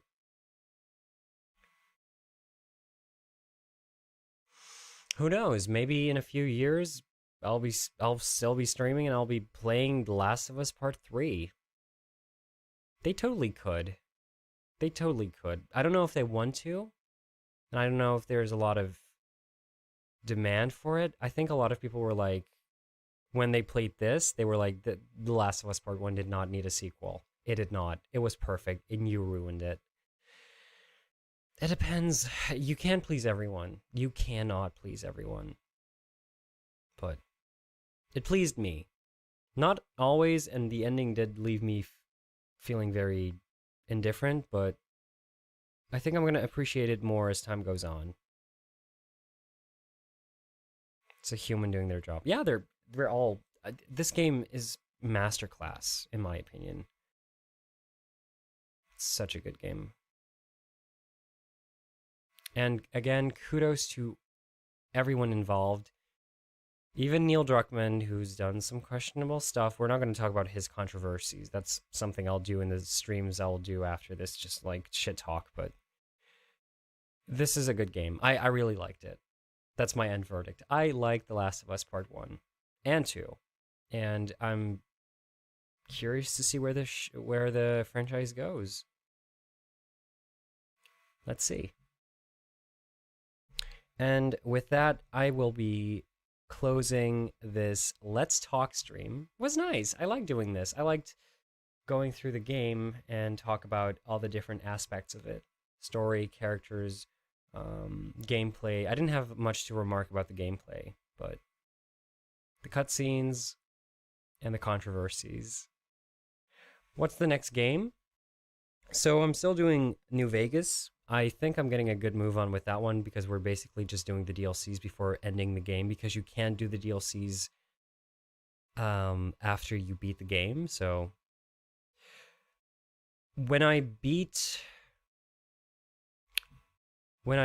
okay, so I will be doing Evil Within 2. I'll be doing one PC game at the time, and I will be doing one PlayStation 4 game at the time. So I'll be swapping this out with Evil Within 2. Fallout New Vegas I will be replacing with an Assassin's Creed game, Assassin's Creed 2 probably.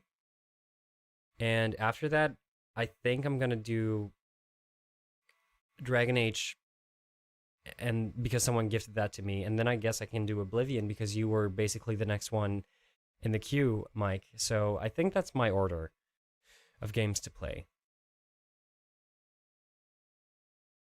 Yeah. And then I'll like mix it up with, after beating Oblivion, I'll be doing Assassin's Creed 3, and then I'll be doing Dragon Age, the sequel, and then Assassin's Creed 4 or whatever.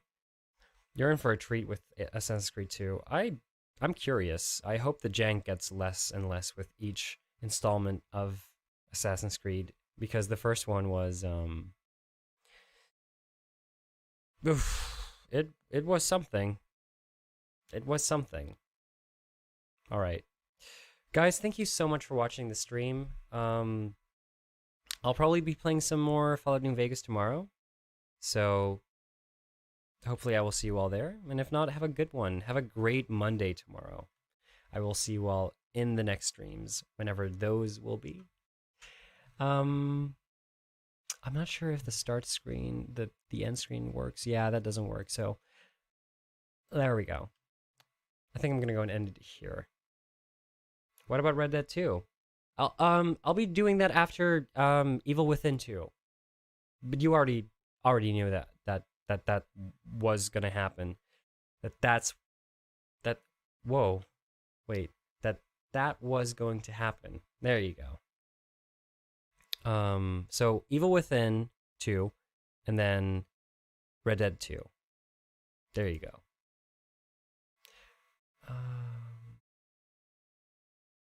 Let me just move that here. All right, guys, thank you so much for watching. Until the next one, take care. Bye.